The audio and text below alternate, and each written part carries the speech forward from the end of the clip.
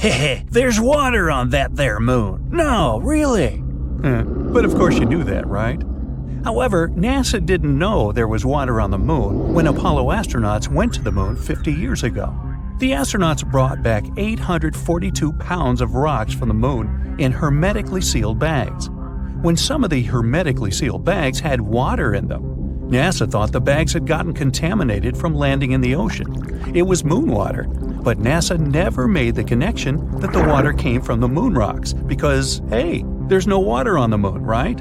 We now know that that's wrong. There definitely is water on the moon. However, who discovered that there is water on the moon is a bit of a tangled question. India claims that their Chandrayaan-1 lunar orbiter discovered water in the moon's soil.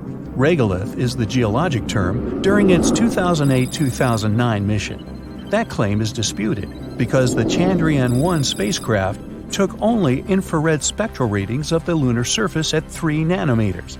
The positive results could also indicate OH molecules as well as H2O. OH is a hydroxyl, meaning it could be either an acid or an alcohol. India sent Chandrayaan-2 to the moon in July 2019 to confirm the earlier findings, and did find H2O by taking infrared spectral readings at 6 nanometers. But NASA's SOFIA laboratory claimed it found water on the moon in August of 2018. SOFIA, the Stratospheric Observatory for Infrared Astronomy, flying at 45,000 feet aboard a modified Boeing 747 SP, took 6 nanometer spectral readings of the lunar surface and found the clear signature for water in August 2018. However, there is some dispute about that too. SOFIA's readings were not consistent with variations in temperatures on the moon. So, what's going on here? It's there, and then it isn't. Clearly, a hands-on measurement of the temperature on the lunar regolith is necessary to pin down if and when water is present in the sunlight on the moon. Therefore, the blue ribbon for the definite discovery of water in the rocks and soil on the moon must be given to China's Chang'e 5 lunar rover, working on the moon's near side in 2020. The question becomes, how much water is in the dirt and rocks on the moon? The answer? Not much. About 1 drop of water could be squeezed out of every cubic meter of regolith, and just slightly more in the rocks. Engineers are currently scratching their heads, trying to figure out what kind of machinery to design and build that will be able to mine this moon water. It is essential that the water be found locally on the moon. Water is too heavy to bring in any large quantities up to the moon to supply human activity such as building a planned moon base. Without a water supply, long-term human presence on the moon is a definite no-go. Fortunately, water is believed to exist more abundantly on the moon in another location, at the moon's south pole. As early as 2010, NASA radar mapped the polar regions of the moon. Radar mapping depends on the bounce-back or reflective signal of the radar waves. Radar bounces back differently when it strikes land or water or ice. Just like with your eyes closed, you can tell if someone is knocking on metal, wood, or plastic. The sound waves have their own distinctive pattern, just like radar does. The amount of time it takes to receive the bounce-back signal creates a map of the surface topography. Mountains, valleys, and ridges can all be mapped accurately, creating a detailed surface map. When passing over the craters of the lunar south pole, the radar-ranging reflection bounced back with a signal that indicated ice within the craters. This was big news and a thrilling finding. It is a peculiar quality of craters at the moon's south pole that the sun never shines down into the craters. The angle of sunlight merely skips horizontally across the tops of the craters, never going down into the craters. The unique polar location creates a situation where the upper rims of polar craters are always in the sunlight, but the bottoms of the craters never receive sunlight. Ice at the bottom of the craters will never melt. Over 40 permanently dark craters lie in the vicinity of the lunar south pole, and they all appear to have ice in them. Space agencies from all around the world quickly made announcements that they were planning moon bases at the lunar south pole. China, Russia, Europe, and Japan are planning to place solar panels around the rims of the craters, since they have sunlight 24/7, and mine the ice at the bottom of the craters. NASA was not so quick to do that. Wisely, NASA chose not to make extravagant plans based on a single observation. It's just not good science. Multiple observations are necessary. If your cousin Billy at dinner sees the salt shaker levitate and float in the air, but no one else notices it, it might not have happened, no matter how much Billy insists it did happen. Multiple observations are necessary for something to be considered real, and at least one of those observations must involve direct contact. NASA launched the Lunar Reconnaissance Orbiter to orbit closely over these craters at the Moon's south pole. Of the 7 LRO instruments taking detailed readings is the LAMP instrument, which can take ultraviolet images of the dark craters as they are illuminated by sunlight. Pretty clever. Current thinking estimates that there is 1 trillion pounds of water ice in the permanently dark craters at the lunar south pole, or about 500 billion liters of water. This is close to about what the whole United States uses in just 2 days. But for a moon base, 5 billion liters of water could last 1,000 years. Now, how did this ice get there? Comets are the best explanation. Comets can be composed of many different kinds of ice, water ice being the most common, since oxygen and hydrogen are so prevalent in space. Earth is the only place in our solar system, however, with Italian ices. When a comet crashes into the lunar south pole and makes a crater, the ice is trapped there, never to melt or evaporate since it is compacted into the moon's surface. Radar readings have indicated ice as deep as 60 feet below the surface at the bottom of these dark craters. It's going to get very crowded at the moon's south pole when all these countries begin carrying out their plans to exploit the perpetual sunlight on the crater rims and the ice at the crater's dark depths. The moon's south pole is fast becoming the most valuable and most coveted piece of real estate outside of the Hamptons on Long Island, New York. But NASA still hasn't gotten its final direct sensation of water ice at the lunar south pole. They tried, and NASA is still trying. The LCROSS spacecraft fired a heavy projectile down into the dark crater Cabeus. The idea was to create a plume of gas from the impact that would rise above the crater rim, and a following spacecraft would fly through the plume of gas and take direct measurements of it. This would be the physical proof of water in the polar craters that NASA was looking for. LCROSS found plenty of hydrogen, along with sodium, mercury, and silver in the gaseous cloud raised from the crater floor, but no H2O molecules. The amount of hydrogen in the plume led many scientists to insist that water ice had to be the source. But there was still room for some doubt. It was not the direct detection that NASA had hoped for. Coming soon, PRIME 1 will drill for ice at the moon's south polar area. PRIME is an acronym that stands for Polar Resources Ice Mining Experiment. The probe will only be able to drill 3 feet deep, but NASA hopes that it is deep enough to find ice compacted into the moon below the level of the regolith. PRIME 1 is part of, and a prelude to, the Artemis human crewed mission to the moon. NASA has not had boots on the moon in over 50 years.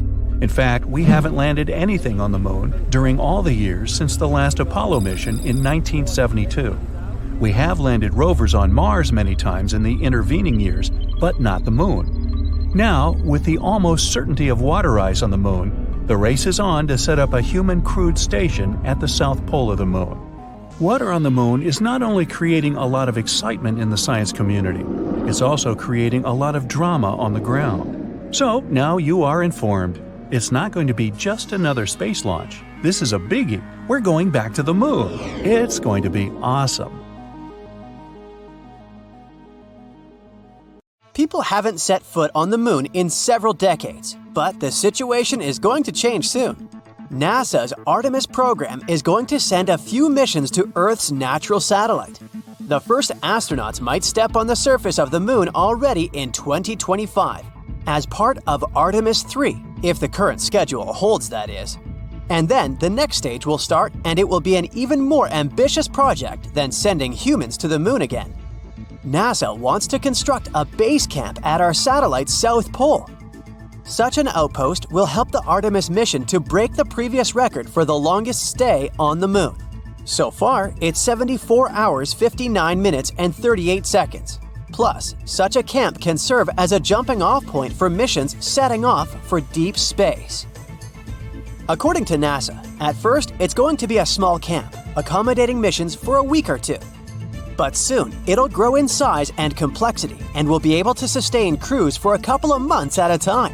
There might also be an open-top rover similar to the one used in the Apollo missions and an RV. These options can provide mobility for astronauts while they live and work at the camp. With each new trip, the level of comfort of space explorers will increase. Specialists are now developing the technologies that will help people to work more easily on the moon, far away from home. There's also hope that building such a camp can help us prepare for an even more challenging step: human exploration of Mars. For the camp to function properly, it's very important to be able to find and extract resources from the satellite's rocks and dust. These resources can include water ice, metals, oxygen, and even some building materials. It'll help to lighten the load with supplies delivered to the moon. It can also potentially allow astronauts to remain there for longer periods of time. Now, why the lunar South Pole? There are two very important reasons. First, building the base camp there will allow astronauts to have periods of continuous light from the sun. The moon is tilted in such a way that its south pole experiences up to 2 months of continuous light every year, when the sun is circling above the horizon all the time. And all this abundant sunlight can provide the camp with a lot of solar power. At the moment, NASA is trying to design a solar array that could stay more than 30 feet in the air. This way, it'll be able to make the most of the available sunlight. The second reason for choosing this location is deep craters that have been shrouded in darkness for billions of years, also because of the moon's peculiar tilt. Some of these craters haven't seen sunlight since the time of their formation. They're also known as permanently shadowed regions, and that's where scientists have found evidence of water ice. If we manage to access this frozen water and it turns out there's a lot of it there, it'll be hugely valuable for the inhabitants of the base camp. Plus, it might supply flights back to Earth, or further on to Mars.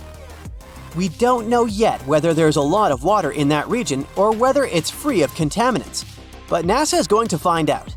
One of the ways to do it is to use Viper. This mobile robot is likely to arrive at the lunar South Pole in 2024. The Lunar Terrain Vehicle, or LTV for short, is scheduled to arrive on a mission in 2025. Astronauts will be able to operate it remotely, and it's likely to be able to avoid such hazards as rocks and craters on its own. Astronauts will then explore their surroundings either from the safety of the lander on earlier missions or later on from the base camp itself.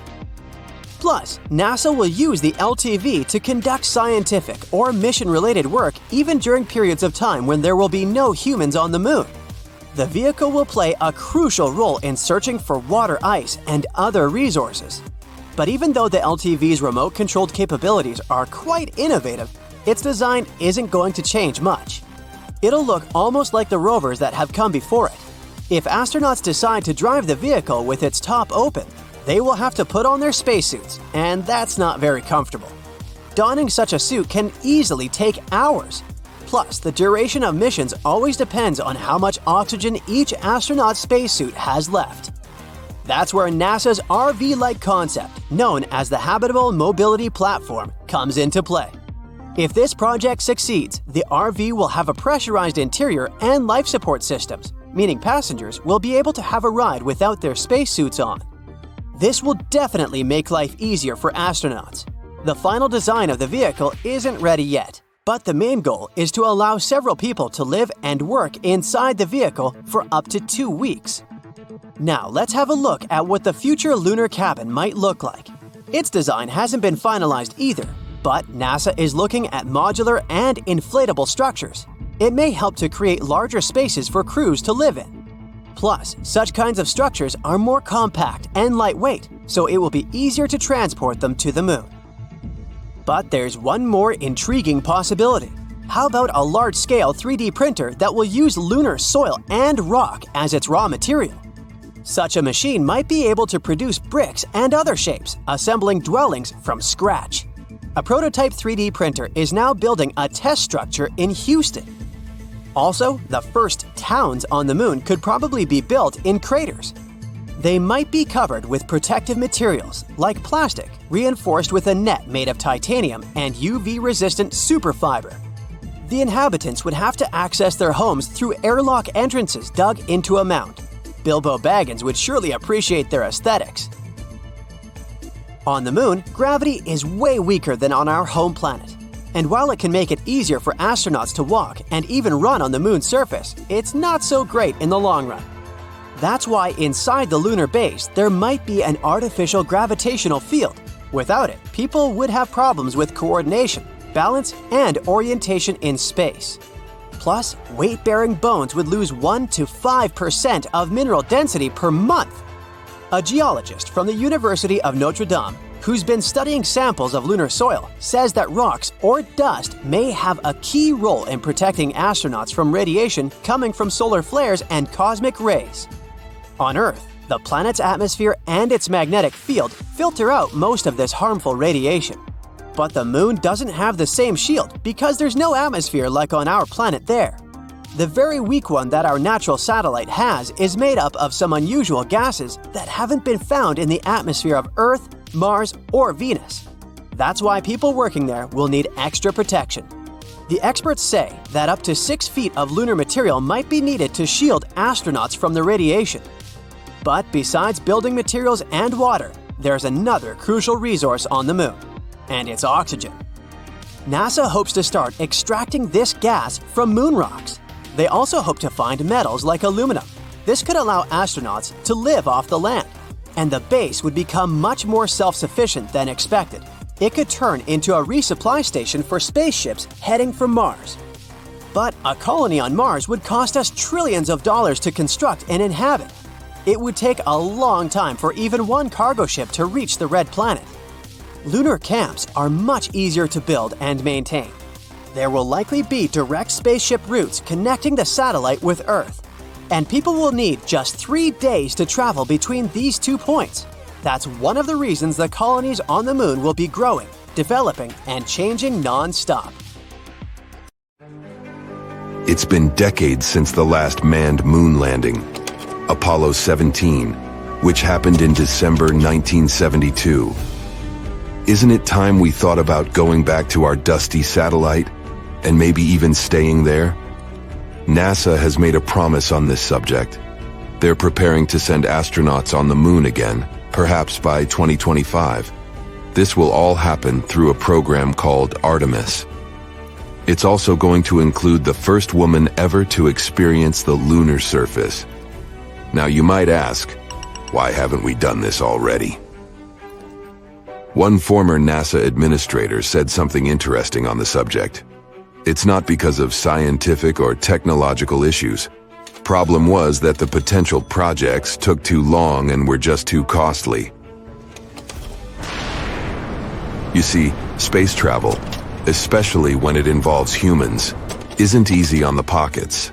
It's true that, in recent years, NASA had budgets of billions of dollars. Sure sounds like enough money, right? Well, not when you check out their to-do list. That's because they have to consider everything. From telescopes and giant rocket projects to missions also targeting the Sun, Jupiter, Mars, and beyond. When you look at it this way, NASA needs to be very good at budgeting to achieve all those goals. It's not just because of finances, though. The Moon itself is quite problematic. It poses real dangers that cannot be taken lightly. For starters, its surface is filled with craters and boulders that aren't easy to land on. Then, there is the moon dust, or regolith, if you'd like to call it by its scientific name. It was created over many years by meteorite impacts. It's extremely harsh and sticks to everything. It can potentially damage spacesuits, vehicles, and systems quite quickly. Also, dealing with the lunar habitat isn't a walk in the park either. The Moon has no protective atmosphere. What this means is that for 14 days at a time, the lunar surface is faced with harsh rays from the Sun. That period is followed by another 2 weeks of total darkness. All these changes create extreme temperatures, which us humans are not really accustomed to. There are solutions, don't worry. NASA is working on dust and sun-resistant spacesuits and vehicles. They're even developing a system that might supply electricity during those lunar nights. What's even more interesting about this system is it could come in handy on Mars too, once we get there. NASA also needs to draw in really smart people for its projects. Think about it. The average age of the people working for the mission control for Apollo 13 was just 26 years old. And these people had already been part of numerous missions by that time, which means they'd had considerable experience from a very young age. But here's where other individuals can help too. In recent years, it wasn't just NASA who's been working tirelessly to revolutionize space travel. There are many successful people out there with enough resources to join in on these efforts. Some are developing new types of rockets that can land on the moon too. In total, NASA landed 12 people on our satellite. It's definitely one of the most awesome moments in its history, if not the best. And those astronauts did amazing things up there. They brought back rocks, took snapshots, did science experiments, and even left flags behind. These were all important moments of the Apollo missions, but they weren't meant to create a safe place for humans on the moon. Scientists have had this idea of a lunar space station for a long time now. It's only logical. After all, it's just a 3-day trip from Earth. It means we can, technically, afford to make little mistakes here and there, without messing up the whole project. Plus, we'd learn so much before venturing even further into space. A moon base could provide fuel for deep space missions. We could also build telescopes up there and launch them way easier in space. It could also help us in another important project: figure out how to make Mars habitable too. Not to mention, a lunar space station would help us learn more about the moon's origin. Who knows, it could even bring in some money because of all that fun, exciting lunar tourism. Either way, the Apollo moon program took a lot of work. For starters, let's look at the sheer number of people involved. Around 400,000, from every corner of the states. Not everything was picture perfect, tough. There were two main unfortunate events. Firstly, a fire mishap at the launch pad of Apollo 1. Secondly, an oxygen tank decided to throw a tantrum on Apollo 13, causing severe issues mid-mission. An important part of the project was Saturn V. It is to this day the most powerful rocket flown successfully, being 36 stories high. Still finding it hard to picture? This rocket stood twice as tall as Niagara Falls. Thanks to Saturn V, NASA successfully completed 13 missions. This included chauffeuring 24 astronauts towards the moon, with half of them even having a little walk on its surface. The existing rockets and space shuttles can't go beyond low Earth orbit. In simpler terms, they can't reach the moon with all the gadgets astronauts need to thrive. Current space vehicles are just not capable of carrying that load, at least not since the Apollo missions happened. Regardless, we did make a lot of progress on Earth and are ready to send astronauts to our satellite pretty soon. Here's where the Artemis project comes in. It's a program overseen by NASA. And to make sure it all goes well, NASA previously launched Orion, a spacecraft with no crew on board to orbit the moon and return to Earth. Think of it as an automated test drive. Before we actually send people out there again, we need to make sure all the devices work properly. One day, Orion will be the vehicle that will take astronauts to the moon again. It features a launch abort system to keep astronauts safe in case something bad happens during launch.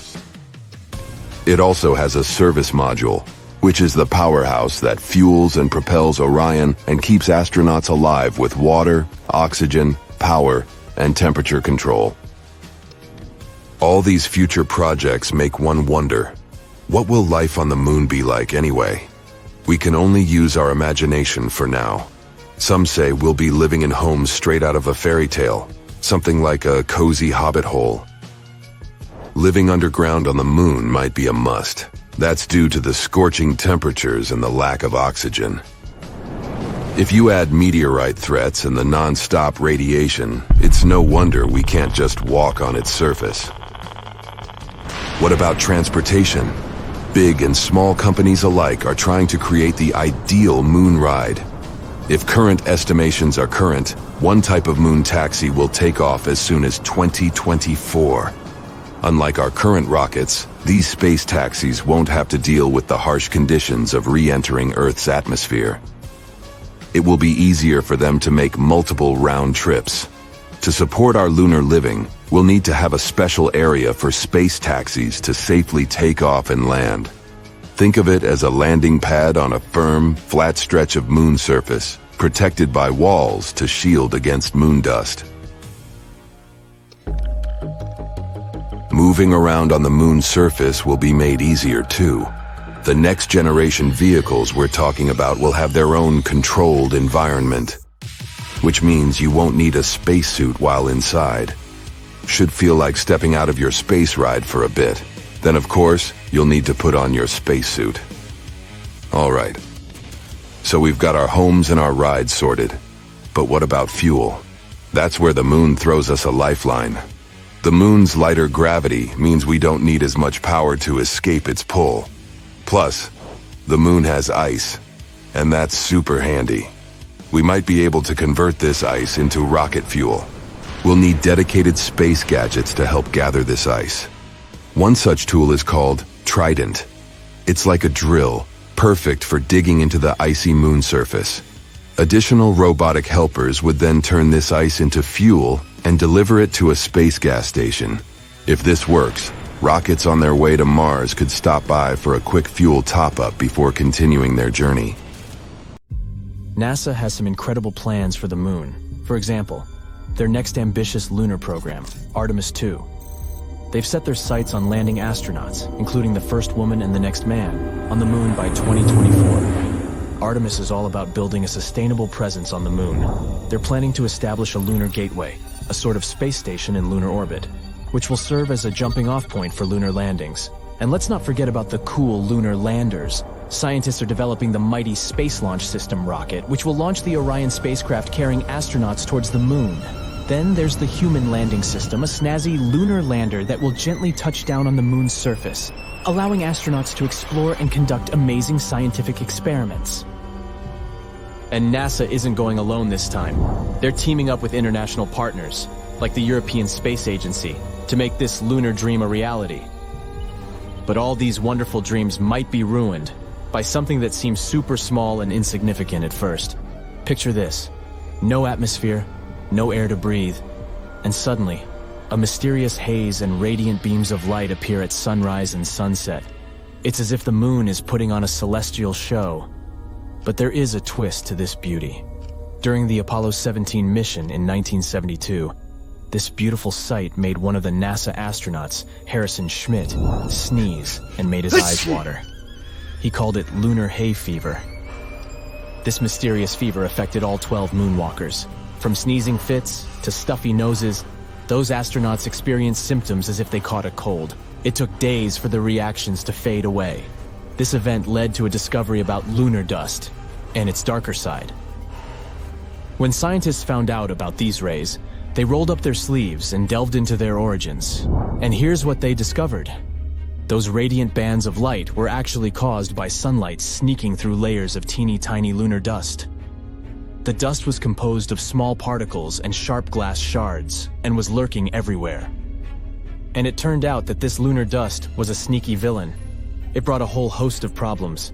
Astronauts who found themselves with impaired vision were just the beginning. The troublemaker went even further, damaging precious machinery and causing electronic malfunctions. It even had the audacity to corrode components and smelled like burnt gunpowder inside the spacecraft. Yikes. It clings to everything, coating surfaces like a mischievous blanket. It can clog up equipment, get into delicate machinery, and even mess with astronauts' spacesuits. In 1972, things got really hairy again. The Apollo 17 astronauts faced a nightmare. After just 22 hours of gallivanting on the lunar surface, their spacesuits suffered irreparable damage. Yes, you heard that right. Irreparable. The dust diminished astronauts' mobility, making it harder for them to move around and perform their moonwalks with grace. And no matter how hard they tried to clean it off, it clung on for dear life, leaving the spacesuits in a sorry state. So, as you can see, it poses some serious challenges for future moon missions. But our intrepid scientists aren't giving up. To solve this problem, they have to understand how lunar dust forms and why it's so darn clingy. They found out that it all begins with meteorite impacts. When these space rocks crash into the moon, they generate a fine dust that fills the air. Sometimes these impacts even cause minerals to melt, forming sharp glass shards that mix with the dust. Talk about a moon makeover. The dust is also filled with silicate, a material commonly found on volcanic planets. Silicate inhalation can cause serious lung problems for Earth's miners, so you can imagine the trouble it can cause on the moon. A recent study found that even a scoop of replica moon dust was toxic enough to destroy up to 90% of lung and brain cells exposed to it. But it gets worse. The low gravity on the moon allows those tiny particles to float around for much longer, penetrating deeper into the lungs. Imagine breathing particles 50 times smaller than a human hair for months. That's a recipe for trouble. And you see, on the moon's surface, things are a bit different than here. There are no rainstorms or strong gusts of wind to blow this dust away. There is also no atmosphere to protect the surface. So without the natural forces of wind and water erosion like we have on Earth, these dry particles stick around persistently. And to make matters more electrifying, the moon is constantly showered by radiation from the sun. This exposure gives the dust an electric charge. The solar winds create positively and negatively charged particles. The particles then buzz around, repelling each other and giving rise to those radiant bands of light that the Apollo 8 astronauts witnessed. It's like a disco party on the moon. ESA, the European Space Agency, has gathered a team of experts to study the lunar dust. They're working with simulated moon dust mined from a volcanic region in Germany to understand its behavior and effects. Engineers also need to find a way to protect future astronauts and equipment. Engineers in NASA want to create spacesuits that can survive not 1, not 10, but a whopping 100 extravehicular activities on the lunar surface. That's like spending 800 hours out there, exploring and having a blast. Besides that, NASA initiated the Breakthrough, Innovative, and Game-Changing Idea Challenge in 2021. It was open to clever university students from all over the world. These young minds put their thinking caps on and unleashed a wave of innovative solutions. For example, they proposed using special fibers that conduct electricity, inspired by fluffy chinchilla hair. Just like how chinchillas stay dust-free, these fibers would help keep the lunar dust at bay. A furry friend lending a helping paw, isn't that adorable? Another bright idea involved an electrically charged brush activated by UV radiation. It's like a magical wand that zaps away the dust with a flick. Abracadabra, lunar dust be gone. And let's not forget the fabric inspired by clever insects. These insects have pollen-collecting structures that repel unwanted dust. So our ingenious students thought, why not mimic that? They designed a fabric with similar properties, creating a shield against the sneaky lunar particles. What's remarkable about these ideas is that they all use the power of charge to fight the dust. They cleverly repel it from the spacesuits, keeping them clean and protected. And even though all these ideas sound pretty great, scientists in NASA unleashed another, even better solution: carbon nanotubes. It's a great way to revolutionize spacesuit fabric. What makes these carbon nanotubes so special? Well, they possess some amazing superpowers. First off, they're superconductive, meaning they can carry electricity like nobody's business. It's like having a lightning bolt trapped inside a microscopic tube. Not only that, but these carbon nanotubes are tougher than the toughest meteors. They have the strength to withstand the harsh lunar environment, where even a speck of dust can cause trouble. Imagine having a suit made of a material that's stronger than Superman's cape. So, NASA's scientists decided to weave these extraordinary carbon nanotubes into the spacesuit fabric. The electrodes were carefully integrated into the outer layer of the fabric, making it a force to be reckoned with. But how do they banish the lunar dust? Well, here comes electrifying science again. When activated by a special alternating current, the electrodes create powerful electric fields.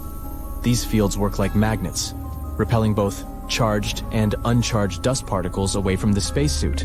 Picture this like a dance party, where the dust particles are the uninvited guests, and the electric fields are the bouncers, swiftly escorting them out. Thanks to this technology, lunar dust doesn't stand a chance against our astronauts. Also on the bright side, the lunar soil can be used to make bricks for shelters. It can also help extract oxygen for astronauts to survive on the moon for long periods of time. When life gives you lemons, make a lemonade, right? So, let's cheer on our NASA Dream Team as they embark on this epic lunar quest. Let's hope that they succeed in their findings, and the next moon mission won't be a big problem. Stay tuned. It's dark outside, almost 2 a.m. You go outside and look at the sky, and here it is, bright, full moon. You might think you know a lot about Earth's natural satellite, but let me ask you this: how did it form? The answer is, nobody knows. But of course, there are theories.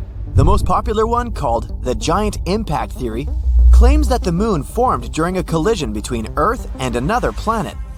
This planet must have been smaller than ours, the size of Mars, and the collision itself probably happened around 4.5 billion years ago. Another theory, called the Capture Theory, claims that the moon used to be an asteroid or some other wandering body. It formed somewhere else in the solar system. When it was passing by Earth, it got caught by our planet's gravity. But here is one catch. Our planet and the moon have remarkable isotopic and chemical similarities. So, they must have a linked history, which means the moon couldn't have been created elsewhere. Other experts think that at some point in the past, Earth was spinning so fast that some of its material broke away. It soon started to orbit our planet. That's how the moon appeared in the sky. But again, there's one problem.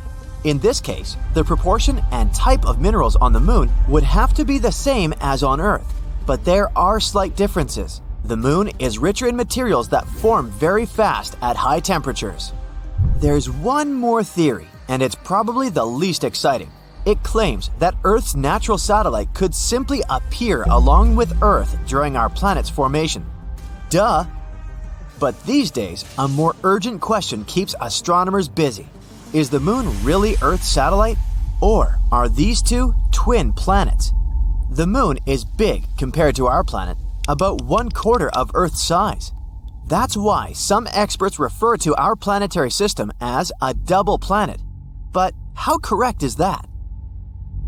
If we want to figure it out, we need to give the definition to the word planet. According to the International Astronomical Union, a planet is a space body that orbits the Sun, is massive enough to have a nearly round shape thanks to its gravity, and has cleared the region around its orbit. Now, what about a satellite? It's an object in space that orbits around a larger celestial body. If we take the system Earth, the Moon, its center of gravity, called a barycenter, is inside the Earth. That's why at the moment we can't say that we live in a twin planet system. According to this definition, the Moon is the satellite of our planet. Now, let's get back to the past, like 3 or 4 billion years ago. Even though the Moon wasn't a planet, it most likely had a full-fledged atmosphere. It formed at times when powerful volcanic eruptions were rocking our satellite. Gases spread all over the Moon's surface, and it happened so fast that they didn't have enough time to escape into space. At that time, the lunar surface was covered with basins filled with volcanic basalt. Just imagine ginormous plumes of magma hurtling high into the air, falling to the ground and creating lava flows. That's how the basalt basins appeared on the surface of the Moon. At one point, scientists got their hands on samples brought from the Moon. They found out that lava flows there contained not only carbon monoxide and sulfur, but also the building blocks of water. Thanks to these samples, researchers managed to calculate the amount of gas that rose and formed the atmosphere. It became the thickest around 3.5 billion years ago and existed for about 70 million years. After that, poof, the atmosphere was lost in space. But the coolest thing? When the Moon did have an atmosphere, the satellite was 3 to 10 times closer to our planet. One computer simulation even suggests the moon was probably up to 19 times closer than it is now. The distance between it and our planet could be 18,600 miles, while these days our satellite is around 240,000 miles away. That's why the moon looked much, much bigger in the sky. Unfortunately, at that time, not even dinos were around to admire the view. These days, the atmosphere of the moon is almost non-existent, and that's why the satellite can't protect itself from meteorites. The surface of the moon is dotted with craters. For comparison, there are about 190 identified impact craters on our planet. Many of them are hidden by vegetation or covered with water. But if we speak about the moon, the number is so much greater, several million, and around 5,000 of them are more than 12 miles across. And since the moon is less seismically active than Earth, these craters and other ancient formations stay in perfect condition for centuries. When you look at the moon, it's the brightest object in the night sky. But in reality, its surface is dark because the reflectance of our natural satellite is just a bit higher than that of asphalt. You might know that the moon's gravitational pull causes tides on our planet, making the oceans bulge out on both the side closest to the moon and the one farthest from the satellite. But that's not all. The moon also slows down Earth's rotation. This phenomenon is known as tidal braking.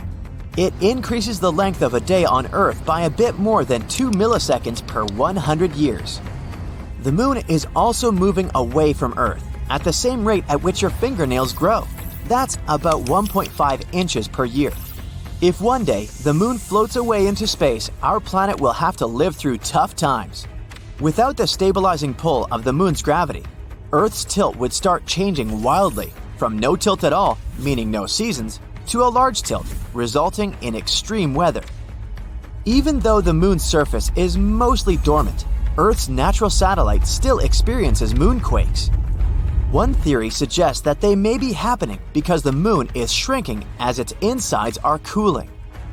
Scientists say that the moon has become around 150 feet skinnier than it used to be several hundred million years ago.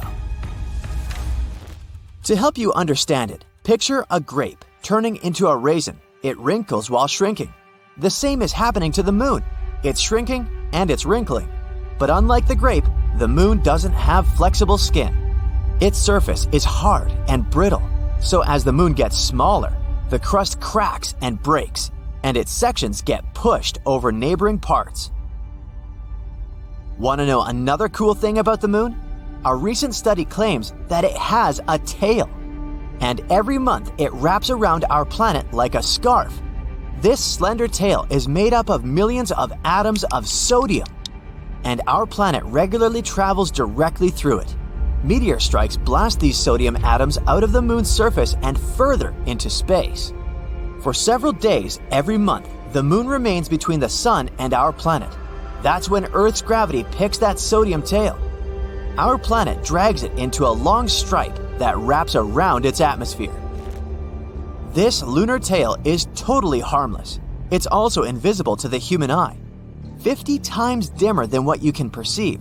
But during those rare days, high-powered telescopes can spot its faint yellowish glow in the sky. The tail looks like a gleaming spot that's 5 times the full moon's diameter. And the spiciest fact for you, 2 or 3 years ago, an asteroid was pulled into Earth's orbit and started to travel around the planet. Even though it was no larger than an average car, it was still a big deal. Out of more than 1 million asteroids astronomers know about, it was only the second one to orbit our planet. Called 2020 CD3, it was our temporary mini-moon. It didn't stay with Earth for long, though. The asteroid followed a random orbit and slowly drifted away. Temporarily captured objects such as 2020 CD3 are rare. They need to have a specific direction and speed to be caught by Earth's gravitational pull. Otherwise, they either crash into the planet or fly in another direction. You step on the surface of the moon. It's unusual. You definitely feel lighter here, and it's easier to walk. You decide to check out that obsessive idea of yours. Jump on Earth's natural satellite. And even despite your bulky spacesuit, You literally fly up into the air. Woohoo! Anyway, you continue your walk on the surface of the moon when you feel something strange. The ground under your feet is it shaking? It feels as if an earthquake has just started on the moon. But that's simply impossible. Or is it? Surprisingly, your gut feeling hasn't let you down this time. Moonquakes do exist. In fact, there are 4 types of moonquakes that are strong enough to be detected from a large distance. There are deep moonquakes occurring more than 430 miles below the surface. Then there are meteoroid impacts. Thermoquakes occur when the frigid lunar crust expands. It happens when the morning sun illuminates the satellite after a 2-week-long deep freeze lunar night. And there are also shallow moonquakes. They're the only ones that are similar to earthquakes on our planet. Shallow moonquakes happen 12 to 19 miles below the surface, and they're the most powerful and dangerous. Between 1972 and 1977, the Apollo Seismic Network recorded 28 such moonquakes, and some of them measured more than 5 on the Richter scale. On Earth, such an earthquake is strong enough to crack plaster and move heavy furniture. Plus, shallow moonquakes are very long-lasting in compared to earthquakes. Once they get going, they can continue for up to 10 minutes. As for the average earthquake, it typically continues for 10 to 30 seconds. Scientists are still not sure what causes shallow moonquakes, and even where exactly they occur. One of the theories is that moonquakes happen at the rims of large, relatively young craters that probably slump from time to time. Interestingly, the Moon and Earth aren't the only places where earthquakes occur. No, scientists have recorded quakes, tremors, vibrations, and shakes in other regions of our solar system too. Let's take Mercury, for example. A few years ago, scientists discovered that this planet was shrinking, and that's why it seems to be so tectonically active. Or Venus. This world is a tectonic puzzle for experts. At the moment, Venus has no tectonic plates, and it might have never had them. But its surface has folds and faults and looks as if it could have tectonic plates. On the other hand, these features might have appeared because of other processes, for example, volcanic activity. But even though we haven't observed any Venus quakes, scientists believe they could detect them since their vibration seems to ripple through the thick atmosphere of the planet. Now, Mars. We know for sure that this planet is seismically active. NASA's lander placed a seismometer on the surface of the red planet, and in 2019, it managed to measure its first Mars quake. After that, the lander continued to record quakes, but they were so weak that if they happened on our planet, they'd be completely covered by the background noise of Earth's oceans. But a space body doesn't have to be a full-fledged planet to have active tectonics. Let's take Pluto. This dwarf planet is geologically active at the moment. In 2014, NASA's New Horizons spacecraft was flying through the Pluto system when it recorded complex geological features on this dwarf planet. Scientists concluded that Pluto might have quakes, or should I call them Pluto quakes, when its liquid water ocean freezes and thaws beneath the dwarf planet's icy crust. Jupiter's moons, Europa and Io, as well as Saturn's moons, Titan and Enceladus, are also geologically active despite their small size. Their features range from volcanoes and water plumes to potential subsurface oceans. Now, I bet you don't know these cool facts about earthquakes that occur on our planet. There's one place on Earth where a whopping 90% of all earthquakes occur. It's called the Ring of Fire, and it stretches around the Pacific Ocean from New Zealand all the way to South America. Looks to me more like a horseshoe. Anyway, experts claim that these countless earthquakes are caused by the abundance of volcanoes in that region and the constant movement of the tectonic plates. Around 500,000 earthquakes happen on Earth every year, but many of them occur very, very deep in the Earth's crust, and only special equipment can detect them. We feel around 20% of earthquakes, and only 100 of them can cause damage. The largest recorded earthquake occurred in Chile in May 1960. It was a magnitude 9.5 on the Richter scale. It was truly devastating. During that earthquake, seismographs detected and recorded seismic waves that traveled all over the world. They shook the planet for many days. As for the most powerful earthquake that occurred in the U.S., it was 9.2 and happened in Alaska. By the way, Alaska, along with California, is the most earthquake-prone state in the U.S. and one of the most seismically active regions in the world.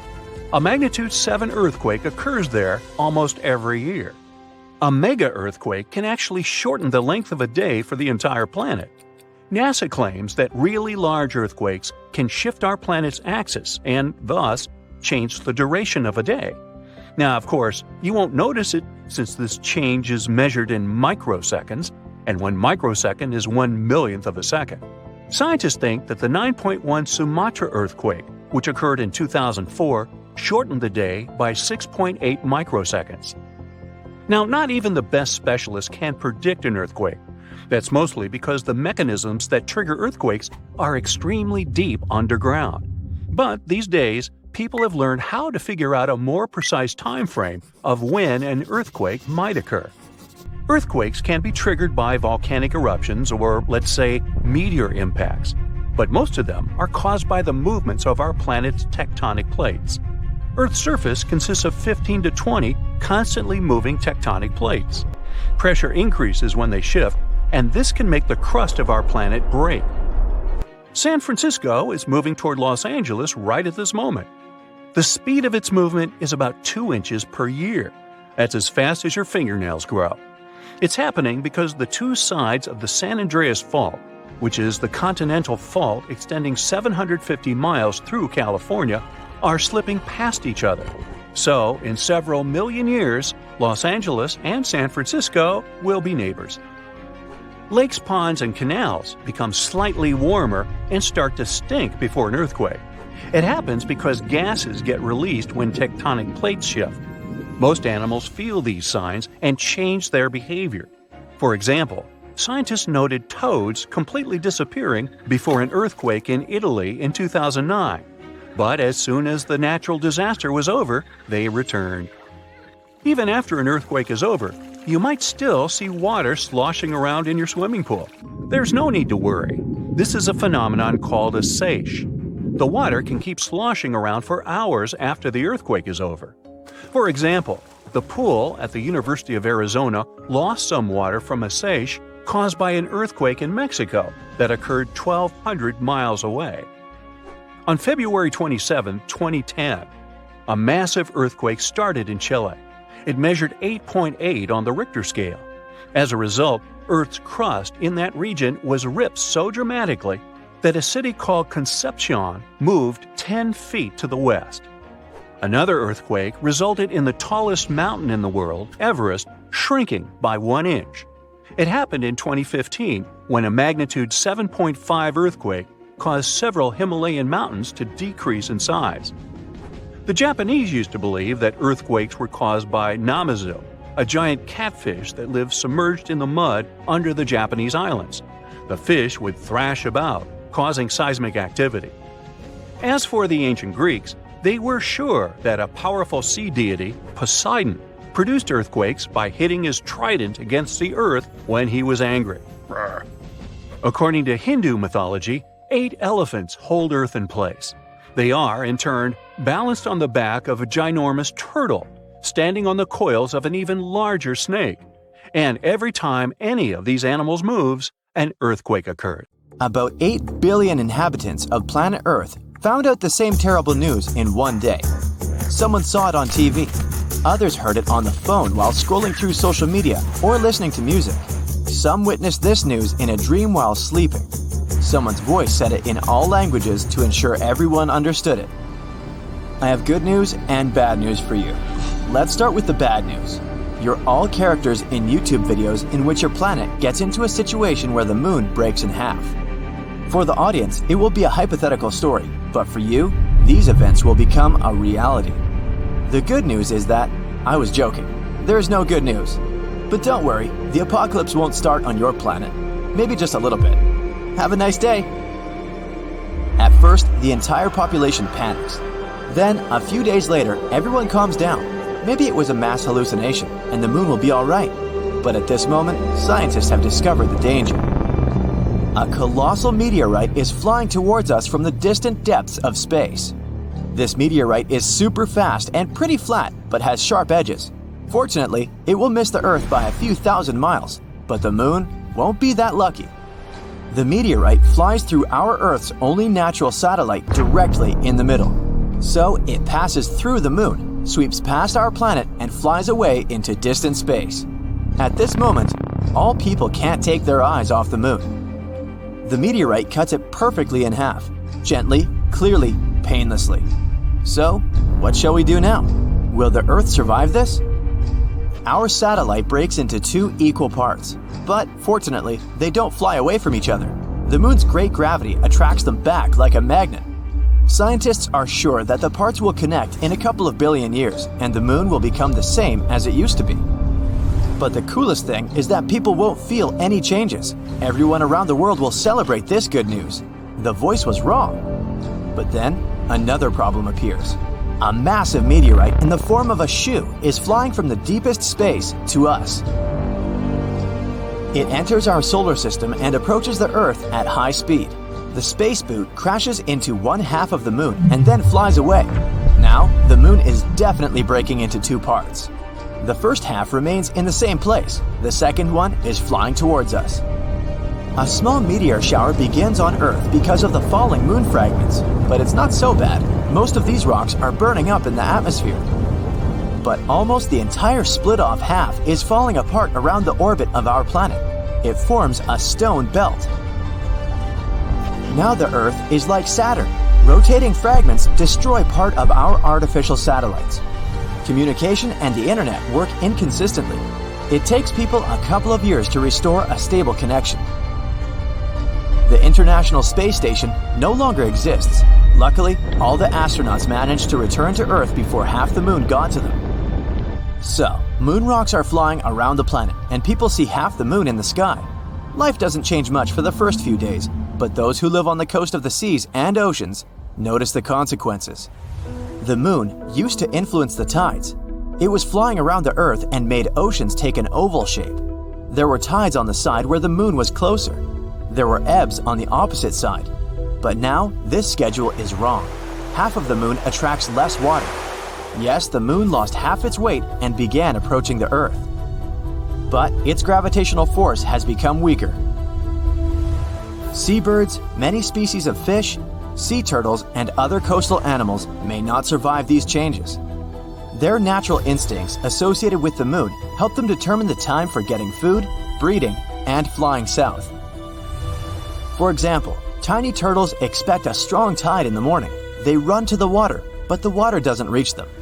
Turtles can't hide in the ocean in time and become dinner for seagulls. Crabs can't lay eggs because the tide has started earlier than usual. Wolves go mad in the woods. They howl loudly every night and can't stop. The whole natural world can't understand what's going on. The human body is also feeling some discomfort. Many people have low and high blood pressure, and some experience severe headaches. Half of the moon changes the entire ecosystem of the planet. Adapting to new conditions will take several tens, maybe hundreds of years. A couple of weeks pass, and people notice the days are now shorter. The moon always slowed the Earth's rotation and made one day last 24 hours. The Earth is spinning faster now. The night and the morning come earlier than everyone is used to. Earth rotation speed has increased and reduced the number of hours per day to 15. People suffer from insomnia or oversleeping. The body needs time to get used to it. Work schedules are changing all over the world. Previously, people came to the office at 9 and left at 6. Now, they arrive at 7 and leave at 2 p.m. Sleep time got shorter, and people are really sad because of this. Progress slows down because the short working time. The technologies of the future are now 20 to 30 years late. Hourly pay remains the same, so bosses now pay less for fewer working hours. The whole moon stabilized the weather and climate on the planet. Look at Mars. It has 2 small moons. They quickly spin around it and rock Mars around on its axis. As a result, strong winds, sandstorms, and thunderstorms often happen on the red planet. Now the half of the moon that approached us takes the Earth out of stable rotation. This changes the seasonal temperatures in the world. It even gets hotter in hot places. And snowstorms are raging in cold regions. there are short, massive downpours instead of sunny weather. A typical breeze can grow into a hurricane and small waves into a tsunami. The seasons are changing faster now. Winters are colder and summers are hotter. Changing the rotation of the planet affects the Earth's magnetic field. Since the compass and navigation systems are unstable now, we need to recalculate where the north and south are. Birds can't fly south to wait out the winter since they don't know what direction to fly. Their inner compass is broken. Several hundred years have passed. People are entirely accustomed to the new conditions on Earth. New species of animals and fish have appeared. Birds can navigate the sky by the moon again. The planet's economy has been restored. Hourly wages have become higher. People now get enough sleep from 5 to 6 hours a day and work for 4 to 5 hours. The reduction of day and night has also affected the entertainment industry. Movies now last 1 hour. One episode of some TV series lasts 30 minutes. Life goes faster. An average person now lives to be 96 years old. In fact, the passage of time hasn't changed at all. Its calculus did. Several thousand years have passed. People look different now. Now they have big eyes that absorb more light. Half of the moon doesn't shine as bright as the whole thing, so the nights have become darker. It took the human eye a couple of thousand years to develop the ability to see clearly in this new dark. Animals need to navigate better in these conditions, so their eyes have become larger and more sensitive. During all this time, people have cleared the orbit of moon rocks. Several space stations fly around our planet. And again, people hear this strange voice that once told them that they were all characters in one hypothetical YouTube video. This time, the voice says, "Your story ends because the video ends. I'm sorry. Good night." Back when Apollo missions were launched, astronauts returning from the moon claimed that moon dust, the gray sand-like dust covering much of the satellite's surface, smelled and tasted, yes, they actually tasted it, like gunpowder. But the stuff moon dust is made of is nothing like gunpowder. About half of its composition is silicon dioxide glass from impacts with meteorites. They hit the surface of the moon at incredible speeds. Whoa! The high temperature makes the topsoil fuse into glass, and the impact shatters it right afterwards, creating the gray and clingy dust. The rest of moon dust ingredients are minerals such as iron, calcium, and magnesium, while old-fashioned gunpowder consists mainly of saltpeter, charcoal, and sulfur. In other words, moon dust shouldn't smell like gunpowder, but it does. Besides, when astronauts brought samples of it back to Earth, there was no smell left at all. One explanation could be that the moon is similar, in a way, to Earth's sand deserts, like the Sahara. It's extremely dry and arid. When you sniff the air in a desert, you don't smell anything. But if you get caught in the rain there, the moisture will raise all kinds of odors from the ground that were previously trapped in the dry sand. With moon dust, it might be similar. While on the surface of the moon, it doesn't smell at all. Not that the astronauts could sniff at it wearing their spacesuits, though. But when brought back inside the landing module, the dust came into contact with moisture in the air and started emitting its strange odor. Another reason for this could be a reaction of moon dust to the solar wind. Ionized particles from the sun hit the bare surface of the moon and stay there. There's no thick atmosphere to protect it from those ions, so they travel freely right to the ground. They're very lightweight, so they can fly off and sort of evaporate from the slightest of nudges. And when astronauts took the moon dust samples to the landing module, those particles could have started moving around and giving off the specific smell. This might also explain why the samples didn't keep their odor when brought back to Earth. Since the particles are so light, they might have flown off the samples already in the landing module. And when they were placed in airtight containers, there were little or no ions left on them.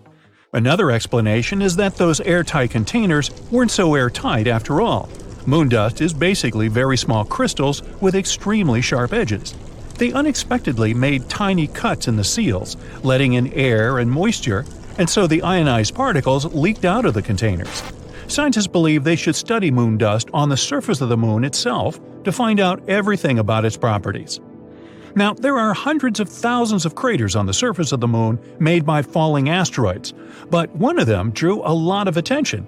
It turned out to not be just an impact crater, but a tube, looking most like an entrance to a cave system. Scientists found a specific echo pattern that suggested there was a hollow area beneath. They discovered more echo patterns at a couple of places near the hole, so there could be more lunar tubes there. But in this big tube, you could place an entire football field. Researchers believe there could be an entire geological wonderland under the surface. It could be a good shelter for astronauts landing on the moon, or even be a harbor for a lunar colony. No one ever managed to stay on the moon for more than 3 days because of the conditions on the satellite. Wide range of temperatures, low atmosphere, no magnetic field would protect life on the surface from things like radiation or solar wind. Astronauts wear spacesuits. They can't protect them over long periods of time, but a lava tube could. When a lava flow cools, it gets a hard crust, which later thickens and creates a roof over that same lava. It continues to flow, but when it stops, the channel can drain, and that's how an empty tube appears. Our planet also has lava tubes, but they're not as big as the one found on the moon. Back in 1178, I wasn't around then, at least 5 people in England claimed they had seen the moon split into 2 from its upper tip. It was in the shape of a crescent at the time of the event. When the crack widened, fire started blazing from it, which the single monk who chronicled it described it as a flaming torch sprang up, spewing out fire, hot coals, and sparks. Then the moon started shifting around and pulsating, but soon stopped and turned a slightly darker shade. The event didn't receive much attention from scientists, though, until the second half of the 20th century. Researchers studied the chronicle and figured out there was a huge 14-mile-wide crater on the surface of the moon at about the spot described in the book. Only a very large asteroid could have left such a scar on the satellite's face. And when they investigated it more closely, they found out it was pretty recent by astronomical standards. In fact, it really could have appeared about 800 years ago. But in that case, millions of fragments from the asteroid and the moon would have hit the Earth as well, and then people would have seen an incredible meteor shower. It would have been very bright, and the memories of it would have definitely been in the archives. But that didn't happen. In addition, many scientists argue that the crater isn't as young as it might seem. The most popular and justified theory is that it's about 1 to 10 million years old. If it had appeared as recently as 800 years ago, parts of the surface of the moon in and around the crater would still have been warm from the impact. The most likely explanation of what really happened back in 1178 is that observers were extremely lucky to see an asteroid falling towards the Earth and burning in our planet's atmosphere. The spectacle would have been incredible, and seen from a proper angle, the burst of the asteroid could have really looked like it was the moon exploding. That would explain why there were so few witnesses of the phenomenon. The right spot to see the show, as they did, was only a couple of miles wide. As for real events on the moon, water and oxygen were unexpectedly discovered on it not long ago. Water might have been brought to the satellite by asteroids hitting its surface, many of them carrying H2O molecules, and those that are left on the moon in tiny amounts after the impact. There's precious little water there, though. By comparison, even the Sahara Desert has more of it than the entire moon. Oxygen is also present as separate molecules floating around, so you still can't breathe on the moon. Solar wind brought them there. Waves of energy from the sun travel at extremely high speeds through space, scrape oxygen from the upper parts of our atmosphere, and carry it further. Eventually, the wind with the oxygen molecules reaches the moon. And that's where something incredible happens. The moon starts rusting. There's plenty of iron in the lunar soil, and when it's exposed to oxygen and water, it naturally rusts. Some parts of the moon have actually already turned slightly reddish. They're regions where there's the highest concentration of molecules. If this process goes on long enough, in the distant future, the moon will look like Mars. It will turn orange-red. Yes, the signature color of Mars came exactly from the corrosion that began there thousands and thousands of years ago, when there were rivers and seas with water and an atmosphere with oxygen. Another unusual phenomenon is the blue and red lights on the moon. They can be seen when it's crescent-shaped. The flashes come and go very quickly, almost like lightning. And in fact, that's what they basically are, electric bursts. Tidal forces are to blame for this. They cause mechanical stress buildup in the rocks. This can produce an electric field, which creates the blue flashes that have surprised many amateur astronomers. But still, there's so far been no green cheese discovered there, or moon pies for that matter. Disappointing, I know. The Moon. A beautiful, natural satellite with some mysterious dark splotches. We always see only one side of it, so we're used to this image.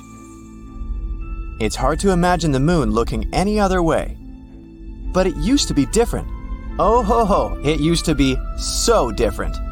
Picture this, a huge incandescent satellite in the sky that is causing constant tsunamis. I suggest we go very far into the past to see what the Moon was like many, many years ago. The Moon formed around 4.5 billion years ago. At that time, our green-blue planet was still a red-hot, insanely unstable piece of rock flying in space. We didn't have the Moon yet, and a day on our planet only lasted 6 hours, which meant only 3 hours of daylight. Volcanoes erupted all over the place, releasing poisonous gas into the air, and a bunch of meteorites regularly crashed into the planet. At the same time, 4.5 billion years ago, the so-called Big Splash occurred, or, as scientists call it, the Giant Impact Hypothesis. It claims that once an object the size of Mars crashed into Earth. Mars is about 2 times as small as our planet, so the blow wasn't too bad, but it was quite catastrophic.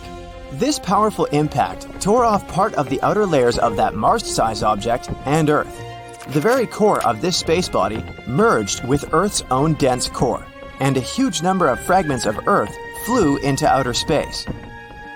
So, this was the beginning of our Moon, or, saying in a scientific way, the process of differentiation has begun. This is the process all planetary bodies go through at the beginning of their lives.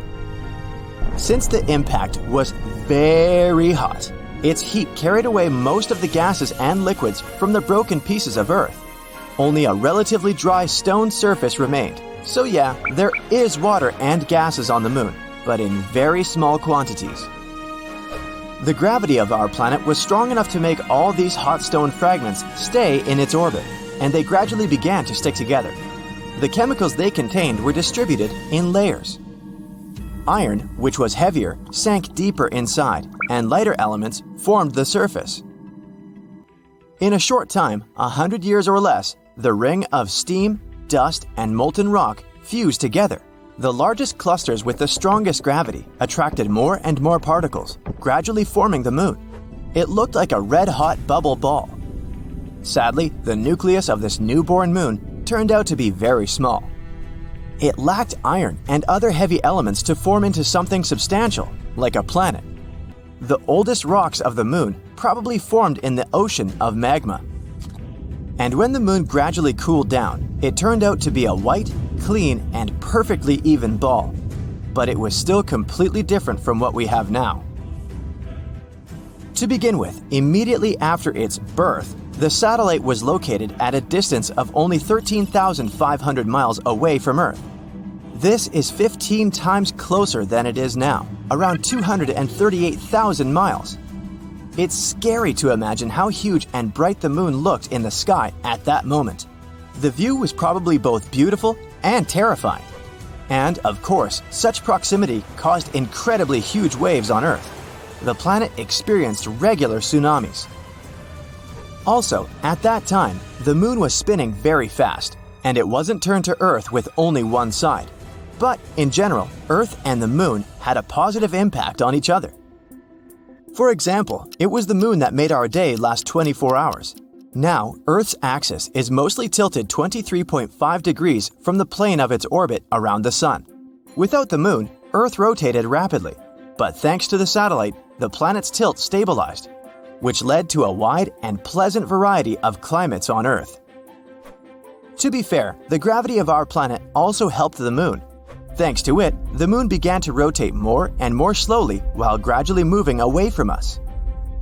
Over the years, its orbit has moved far away from our planet. At the same time, the Moon became tidally locked to Earth. This means that its rotation period coincides with its orbital period. Or, in other words, the Moon moves around itself as fast as it moves around the Earth. That's why the moon always faces our planet with only one side. When the moon moved away, tides on Earth became calmer. Now, water could flow to the most remote corners of our planet. It was then that life appeared on Earth. But back to the evolution of the moon itself. What was happening on its surface after its formation? The next stages of the moon's development were childhood and adolescence. And as is usually the case at this stage, this period was insane. No wonder. About 4 billion years ago, the solar system was going crazy. During the first 600 million years of the moon's existence, large asteroids and comets constantly collided with it. Now, they were bothering not only our Earth, but also its satellite. These impacts were the most powerful in the history of the moon. They left many large craters, which were later filled with dark rock. So, Earth wasn't enough for you, huh, space? Once, a dwarf planet crashed into the moon. It was about the size of Ceres, the largest object in the asteroid belt between Mars and Jupiter. This explosion formed the SPA basin and also forever changed the appearance of the moon. Can you see that dark spot on the far side of the moon? Right there in this very south? This spot is called the South Pole Aitken Basin. Its diameter is about 1,600 miles. And yes, it was formed by the impact I've mentioned about 4.3 billion years ago.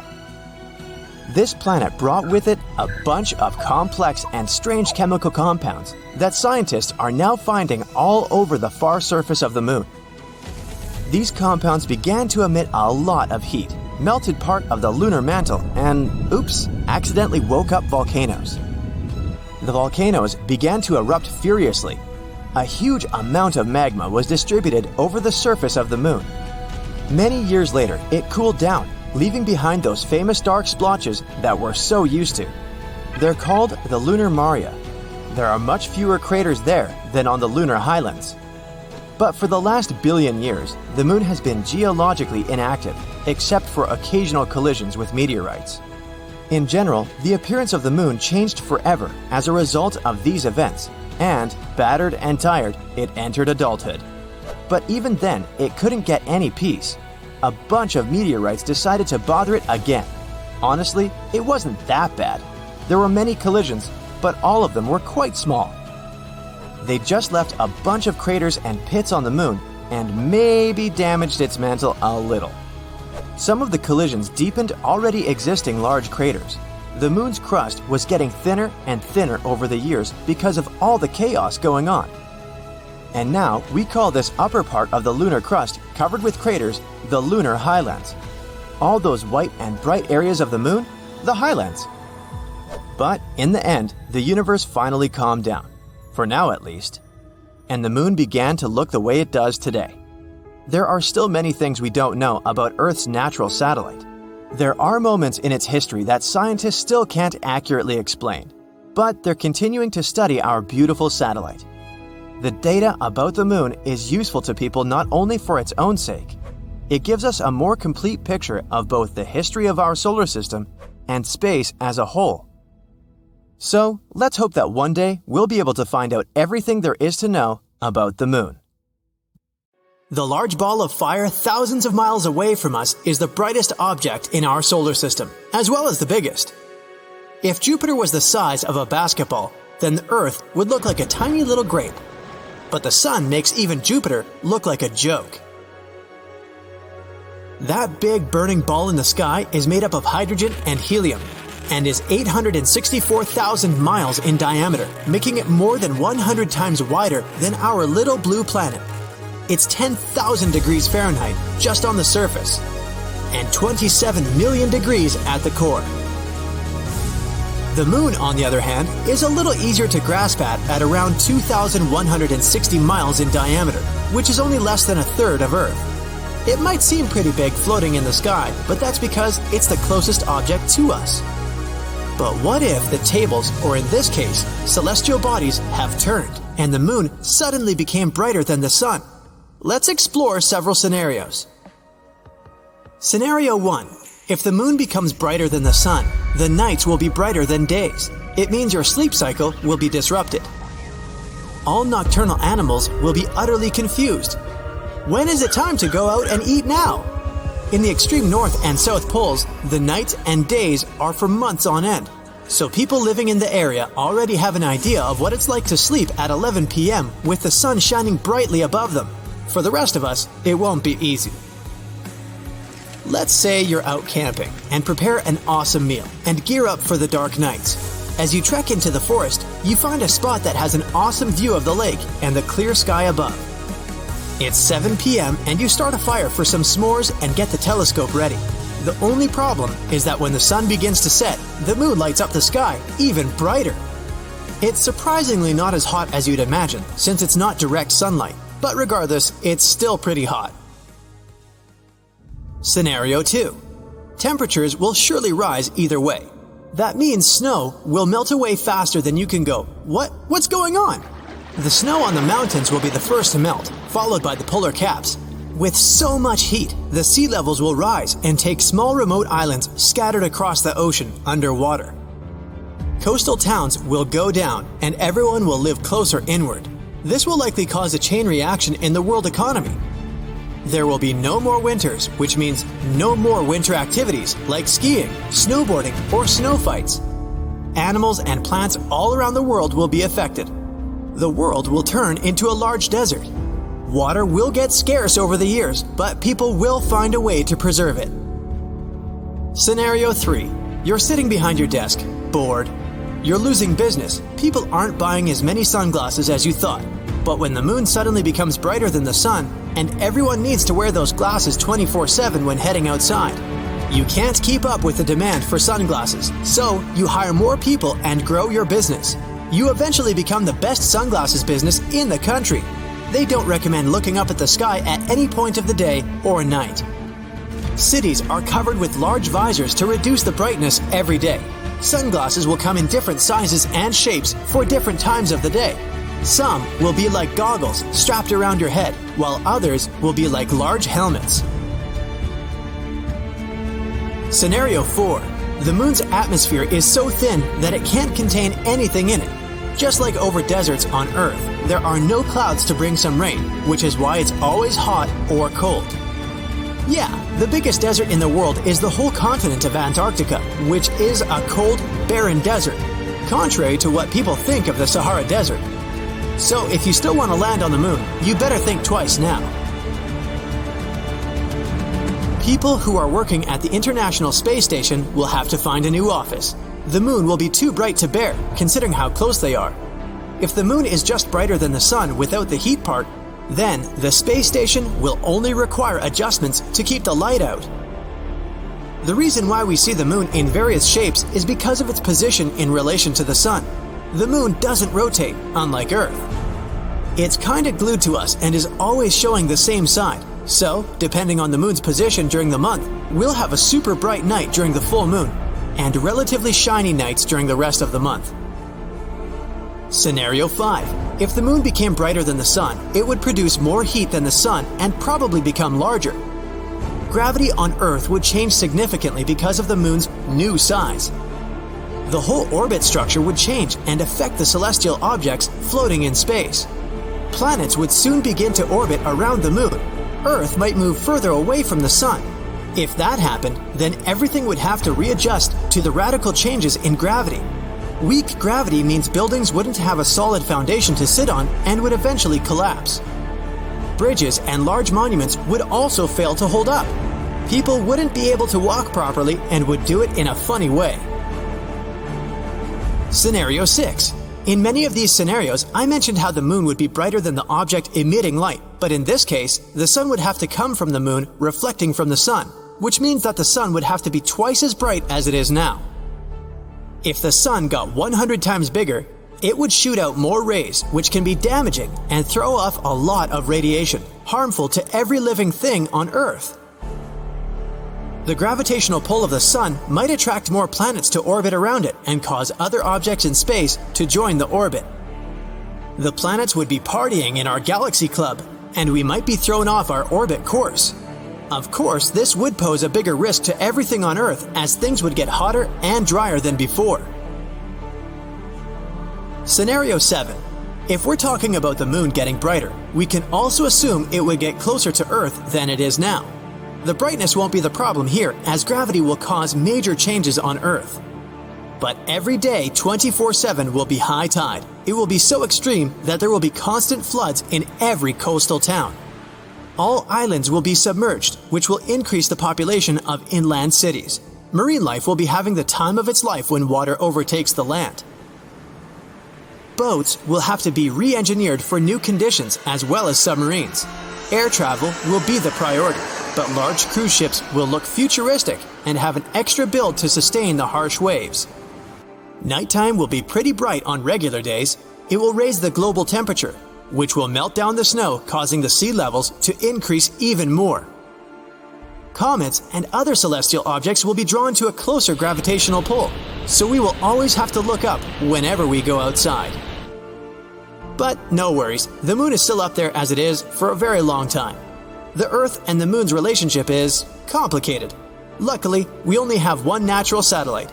Other planets in our solar system have multiple moons revolving around them. Some are so huge that they're the size of Earth.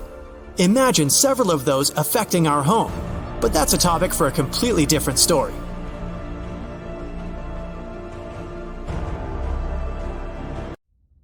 The moon has long been believed to have formed as a result of a humongous impact with the Earth. A Mars-sized celestial body could have driven itself into our planet and made part of its crust shatter. The resulting debris then packed together in a tight ball, which later became our moon. But there's one question that's been bugging scientists. The Earth's crust is poor in metals, so how come the moon has so much metal within it? The latest research basically throws the main theory out the window, so we again know nothing about our closest neighbors coming to existence. On the moon, iron is preserved in pristine condition because there's no oxygen. It simply can't rust there. But a couple of years ago, scientists made an unexpected discovery. In the higher regions of our satellite, iron is oxidized and actually rusting. At first, this finding perplexed astronomers to no end. The presence of rust might mean people can breathe, at least in certain areas of the moon. But then the explanation surfaced. Oxygen might have got to the lifeless rock from our own planet. In the absence of atmosphere, solar winds beat the moon relentlessly, and nothing can stop them. These flares could swoop some oxygen from the upper layers of the Earth's atmosphere and carry it all the way to the moon. The molecules then come to rest at the highest points of the moon's surface. That would explain why metals don't get oxidized in the ravines, and especially under the surface of the satellite. Water on Earth is actually a puzzle shrouded in mystery and covered with riddles. The most popular theory is that it was brought to our planet by icy comets and asteroids that left behind not only mighty craters, but the liquid substance, thanks to which we can now thrive. But there's a new advance which suggests another scenario. In space, there's a whole lot of organic matter, and under specific conditions, it could yield so much water, it would be enough to fill our oceans 1,000 times over. Researchers conducted an experiment in which they heated this organic matter and obtained clear water and oil. If this is confirmed in future studies, it could mean that even oil appeared on Earth, not only thanks to fossilized remains of living beings, but came from outer space as well. The climate changes we're witnessing are most probably part of a natural cycle. Researchers from the University of California's Santa Cruz have devised a pattern in our planet's climate variations, and they look like extremely long seasons. Sometimes, these states could last for millions of years, and they're all related to how the Earth is positioned relative to the Sun. The seasons were dubbed Ice House, Cool House, Warm House, and Hot House, according to the prevalent temperatures. For the past 3 million years, for example, our planet has been in the state of Ice House, since the last ice age was not so long ago. But humanity's actions, adding to the greenhouse effect, have pushed the climate state to Warm House much faster than it would have come without us. When it finally comes, the overall temperature on Earth will rise to tropical values, something that the planet hasn't seen in over 50 million years. What a time to be alive! Back to the moon now. You can see it at different places, in different sizes, and even in different colors every night. The size and location are pretty easy to explain. As the Earth rotates around its axis and revolves around the sun, we see the moon traveling around the night sky and getting either closer to or farther from our planet. What makes it bright yellow tonight and ominously dark red tomorrow is a more complex thing. The natural color of the moon, as seen from outside the Earth's atmosphere, is brownish gray. From the surface of our planet, though, it may vary a lot. When seen right above our heads, it usually looks bright and almost white because its reflected light passes through a relatively thin layer of the atmosphere. Almost nothing blocks and refracts the shine, so it's very clear. The moon can appear yellow, orange, or even red when it's seen just above the horizon. The effect is similar to what happens at sunrise or sunset, when the sun appears to be red. The light goes a much longer way to reach your eyes from that location, and much of the blue part of its spectrum gets lost. This turns the color of the light into a much warmer variety. Our natural satellite can also appear blue, and the reason for that is the presence of fine particles in the air. They refract the light anyway, so the moon is actually never the way it looks outside the atmosphere. But when they're larger than usual, they turn its color bluish. Finally, there's an extremely rare occasion where the moon can look purple. Nobody actually knows for sure why this happens, but astronomers believe it must be a combination of the atmosphere, dust particles, and maybe something else. There's no clear explanation. Moonquakes aren't something from science fiction. They don't occur as often as on our planet, and when they do, it happens closer to the center of the satellite. Scientists think moonquakes might be caused by the gravity of Earth and the Sun. There are Marsquakes too. For a long time, the red planet had been considered tectonically inactive, but more recent observations have shown it still has weak quakes from time to time.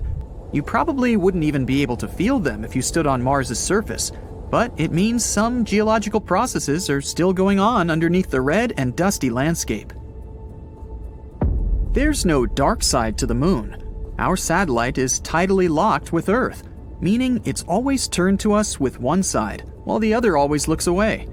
The sun is much farther from us than the moon, and we're both turning round and round, warming and lighting this side and that in turn.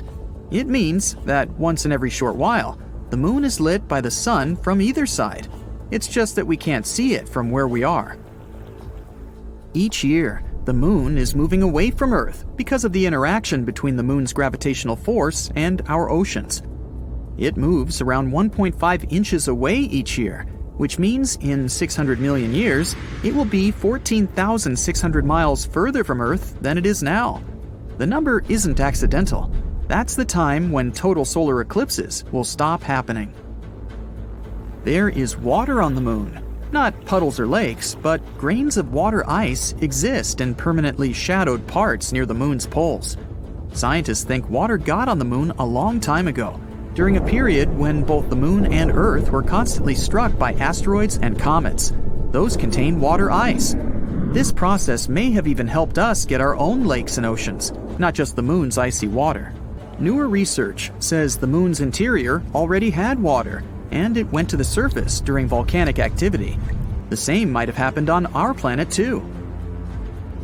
For those of you who think the Earth only has one moon, there are two more asteroids locked into co-orbital orbits with our planet.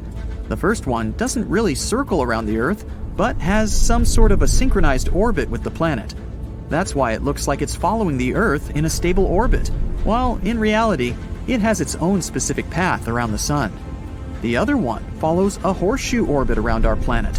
Its specific path brings this asteroid closer to us every 95 years. The moon has its own time zone called Lunar Standard Time. Time is different on the moon, so a year there is divided into 12 days, considering each is as long as our month. Days got names after astronauts who walked on the moon. The moon calendar starts the moment Neil Armstrong stepped onto the moon in 1969. The crust of the moon is not equally thick in all its parts. The average thickness is about 31 miles, but there are much thinner and much thicker areas. This is sometimes due to craters found all across its surface, and there are also big hollow tubes underneath. A lunar orbiter found one such tube several years ago, and it's pretty enormous. Although the tube's shape is irregular, it could swallow an entire football field. Scientists are still unsure what they could find in its depths. It could be a tunnel system, or some geological wonder in there. The most popular explanation of this thing is that it's a lava tube, the likes of which can be found on Earth too. When a lava flow cools, it gets a hard crust, which later thickens and creates a roof over that same lava. It continues to flow, but when it stops, the channel can drain, which results in an empty tube.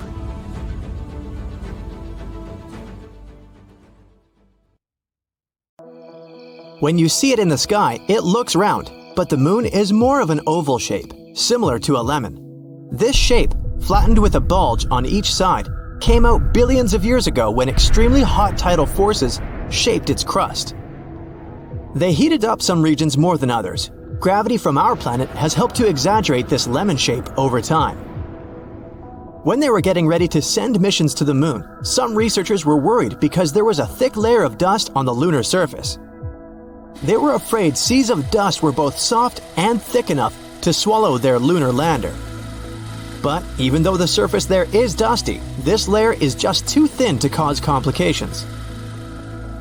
Our moon certainly isn't the biggest one in the solar system.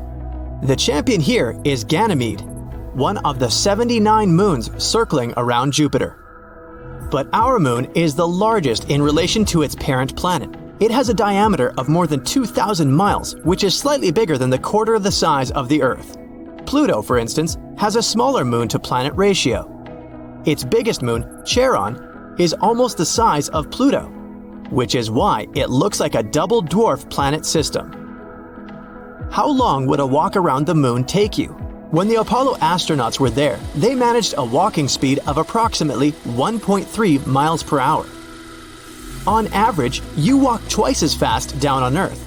The low gravitational force on the moon would give you significantly less traction on the ground.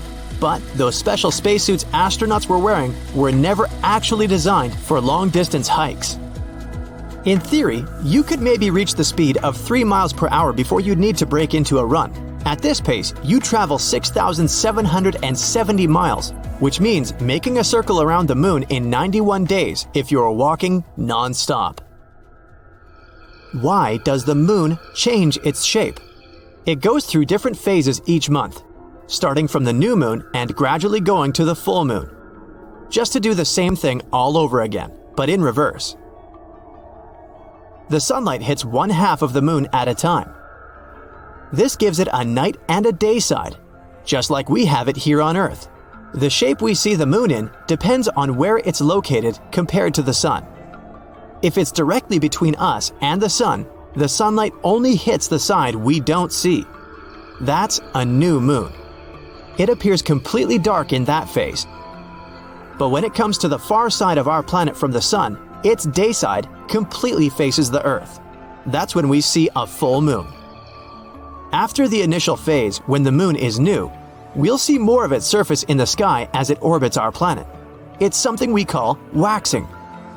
The moon in this phase first becomes a crescent. The first quarter moon is when it's half full. After that, it goes into a gibbous moon phase, when it's larger than half full, but not yet full.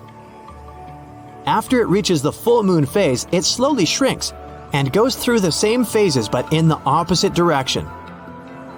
While up on the moon, you'd probably see human footprints there. True, no one has stepped there since the last Apollo mission in 1972. And the footsteps may stay there for many years because there's no geological activities on the moon, like earthquakes or volcanoes.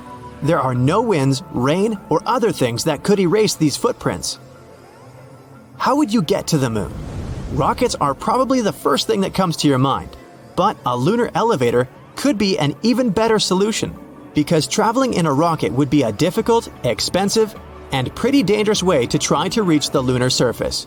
Why would people want to go there? It's not just about craters, an amazing view of our home planet, or other unique things the moon offers. It's also full of resources like a rare form of helium. Humans could use it in fusion power stations on Earth. We could extract some other rare elements too, and use them for smartphones and other gadgets. For a lunar elevator, we need to stretch a cable anchored to the moon's surface for 250,000 miles towards the Earth. We wouldn't be able to attach it directly to our planet because both Earth and the moon are moving. But we could terminate high in our planet's orbit. We'd have solar-powered robotic shuttles that would move up and down the cable. This is like having a conveyor belt to ferry rare and precious resources our way. The cable would be as thick as a pencil and would weigh 40 tons. It sounds expensive, but a lunar elevator would most likely pay for itself within only 53 trips. The moon is in constant motion. It rotates on its axis and circles around the Earth, and it makes the same amount of time for the moon to make a circle around the Earth and rotate once on its axis, compared to our planet, which rotates on its axis every 24 hours, and makes a full circle around the sun in 365 days. So, the moon is tidally locked to our planet, which is why we always see the same side of the moon. One theory says the moon probably formed when a large Mars-sized object from our solar system hit the Earth. They collided 4.5 billion years ago when the solar system was still in its early stage, which was pretty chaotic. If this theory is correct, around 60% of the moon is made of lighter elements that are also present in the outer layer of our planet. A lucky set of circumstances lets us see total solar eclipses from our planet.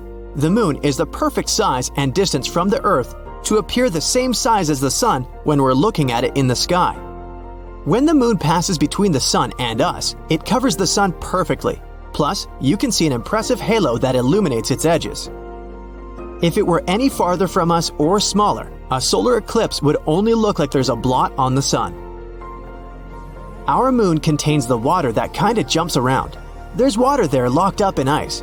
Some water molecules move around the surface as the moon cools and warms during the day. The water gets stuck on its surface until the lunar midday, when the sun is above the upper branch of any of the moon's meridians. At this point, some of the water melts, heats up, and ends up in the delicate lunar atmosphere. Its atmosphere generally contains some unusual gases, including potassium and sodium.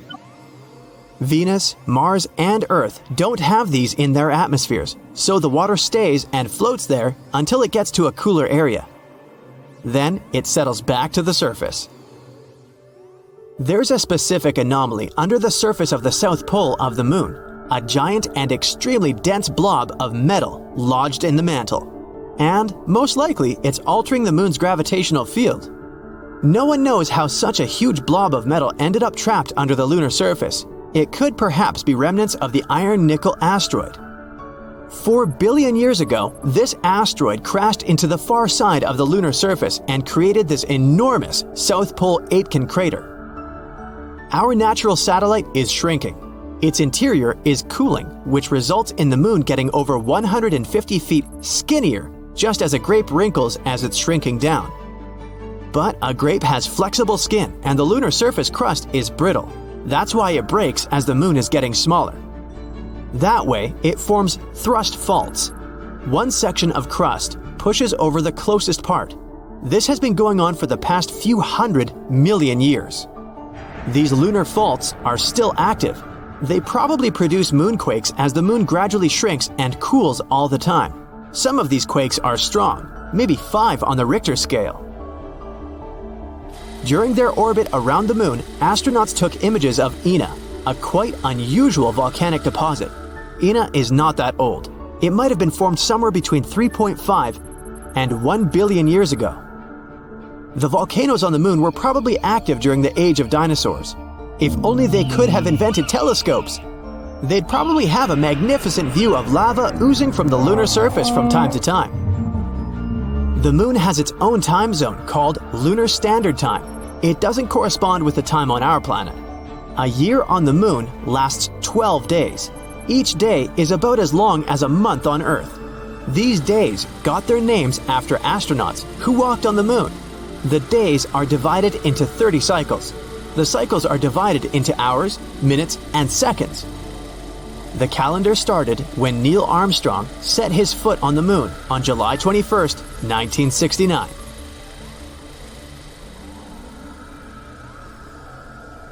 It all started with a minor change on our planet. At first, people noticed the moon had become brighter and a little bigger, but nobody paid attention to this. The moon affected tides all over the world. The water flooded the beaches, but it wasn't a tragedy. A lot of fish came close to the shores. People found giant squid, anglerfish, and other creatures next to the coast, although they usually live in the dark depths. New, stranger things happen every day. Birds no longer fly to the south in winter. They gather in huge groups, flying around cities with no purpose. The moon used to help them navigate in nature, so they can't figure out which way to fly anymore. In the boundless waters of the world's oceans, ship captains notice that compasses are now unstable. The arrow is pointing in different directions since the Earth's magnetic poles have changed. People realize the moon has started to approach Earth for an unknown reason. The moon's gravity affects the gravity of our planet. This entails changes in the climate, the behavior of all living beings, and the magnetic field. Now, it rains in the driest places and gets hot in the coldest lands. It's knocking down ecosystems all over the planet. People living near forests hear wolves howling all the time. The moon drives these animals mad. The Earth's natural satellite is growing in size and lights up the night much brighter. Nothing critical has happened yet. People don't panic because they don't want to believe the end is coming. But then, one day, the moon reaches a critical point. You're walking down the street listening to music, and at that moment, someone pushes you. Okay, maybe that guy is late for work. You keep walking, and a girl coming by hits your shoulder. "I'm sorry," she says, and goes away. You've noticed the fear in her eyes. You look ahead and see people running towards you. You take off your headphones and hear screams and sirens. People leave their cars and run away. Hundreds of seagulls are flying in the sky. You hear a strange noise among all the sounds of chaos. It seems to be water. How is this possible? You're in the city center, a few miles from the shore. But there's no time to think. You notice a huge wave flooding the streets and heading straight to you. You run into a building and go up to the 10th floor. From here, you're watching the water filling the city. The strong stream blows all cars, one-story buildings, and trees off the road. You notice a shark and other fish in the water. People are hiding in houses and on the roofs. The whole city is quickly plunging into a catastrophe. The TV is working in the building where you're hiding. You learn that floods are occurring all over the world. Massive tsunamis cover coastal cities. In some places, waves reach the height of a 30-story building. Many towns have been washed off the face of the earth. The moon is too close to Earth, and massive floods are just the beginning. The moon flies around Earth and helps to keep our home on its axis. The moon provides climate stability and helps living organisms develop. But now, this balance is broken. The moon is approaching and changing our planet's gravity.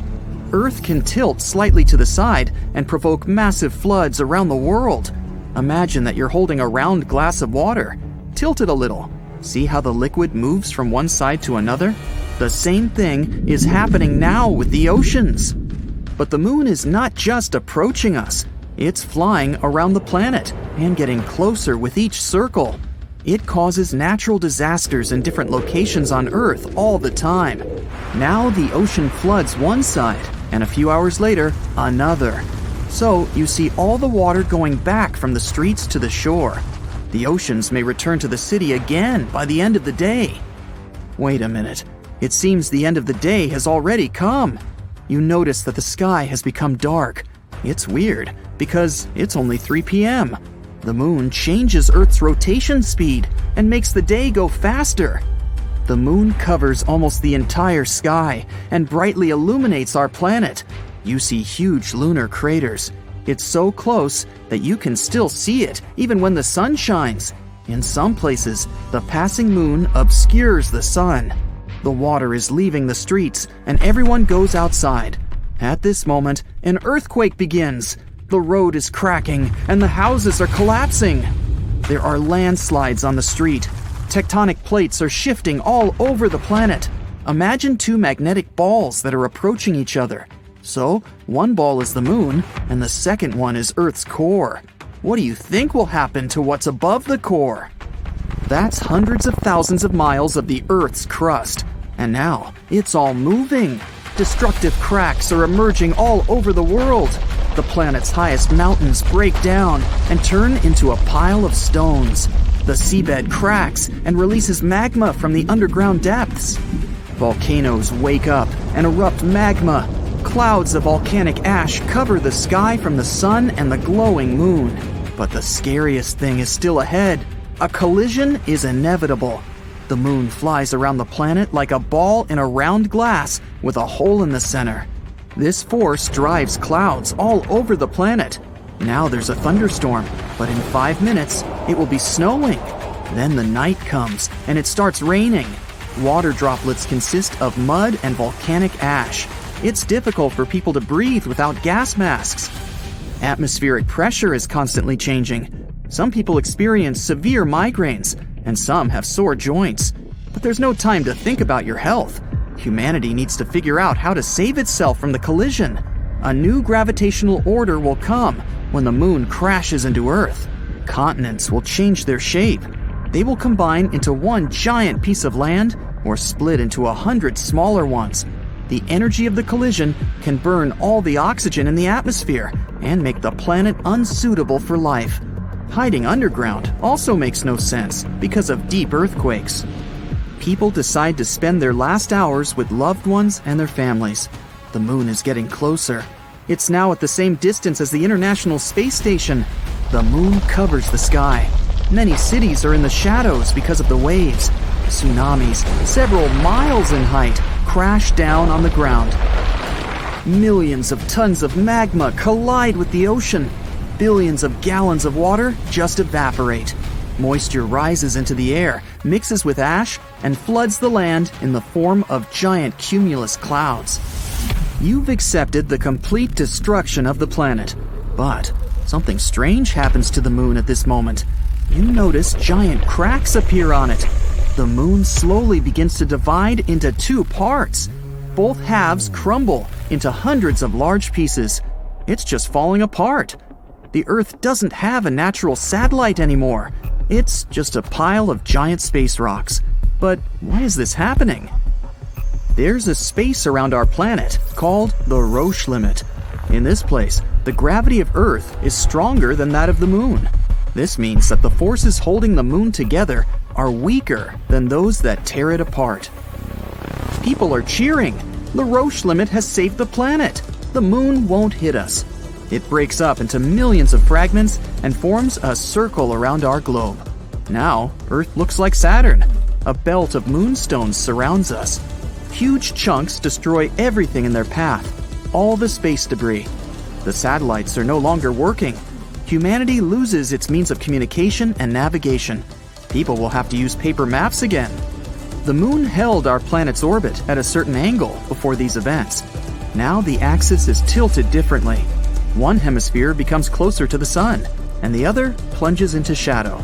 The North Pole and the Arctic may turn into hot deserts, and the equator of the planet may be covered with ice. Winter and summer can last for years. The moon's remnants fly around Earth, but some of them fall on our planet. Lunar meteor showers destroy cities and create giant craters. All these events lead to the massive destruction of life on Earth. It will take hundreds of thousands of years to adapt to the new world. Now, what would Earth look like if it was the only planet in the solar system? Or, what would happen to our planet if the moon went missing? Or, what if dinosaurs had never gone extinct? We've all heard the story. Over 66 million years ago, a big asteroid hit Earth. Almost 75% of creatures that roamed the planet at the time were wiped out in mass extinction. Among them, dinosaurs. Tyrannosaurus, Triceratops, Velociraptor, all gone. But because of that, we're all alive. According to science, the human race was developing more safely without these gigantic creatures hunting us. But what if that asteroid had crashed to the ground a few miles away from the place where it fell? What would the world be like today? Imagine walking down the street to your local supermarket and coming across a truck-sized T-Rex. Could that ever happen in this alternate universe we're talking about? Well, dinosaurs would have had to survive a lot more than an asteroid to be living nowadays. About 55 million years ago, the temperatures on the planet rose. The climate became 14 degrees Fahrenheit hotter than it is today. Rainforests flourished, and vegetation was abundant. In this scenario, herbivore dinosaurs would have likely thrived. But they would have started to look a bit different.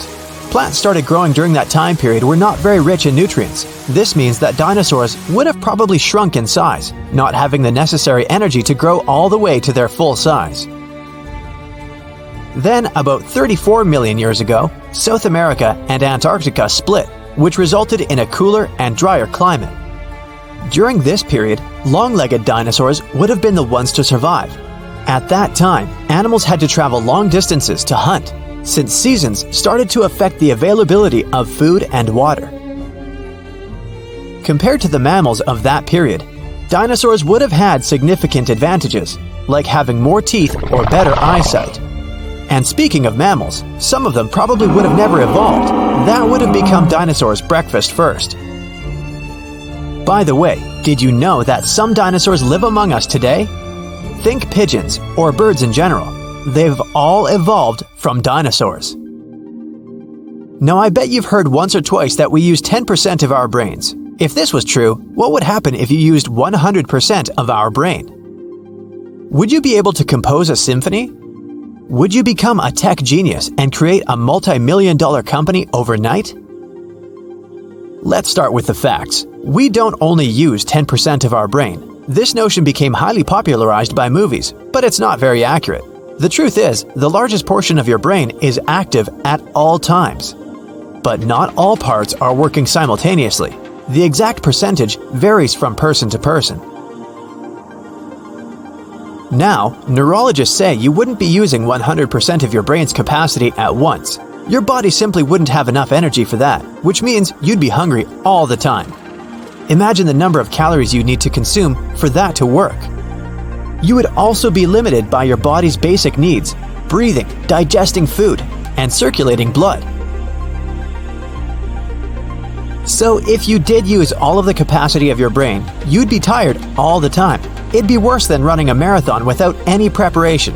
The brain would need all the blood you'd have, which would mean less oxygen for your lungs. Different organs would begin to shut down one by one.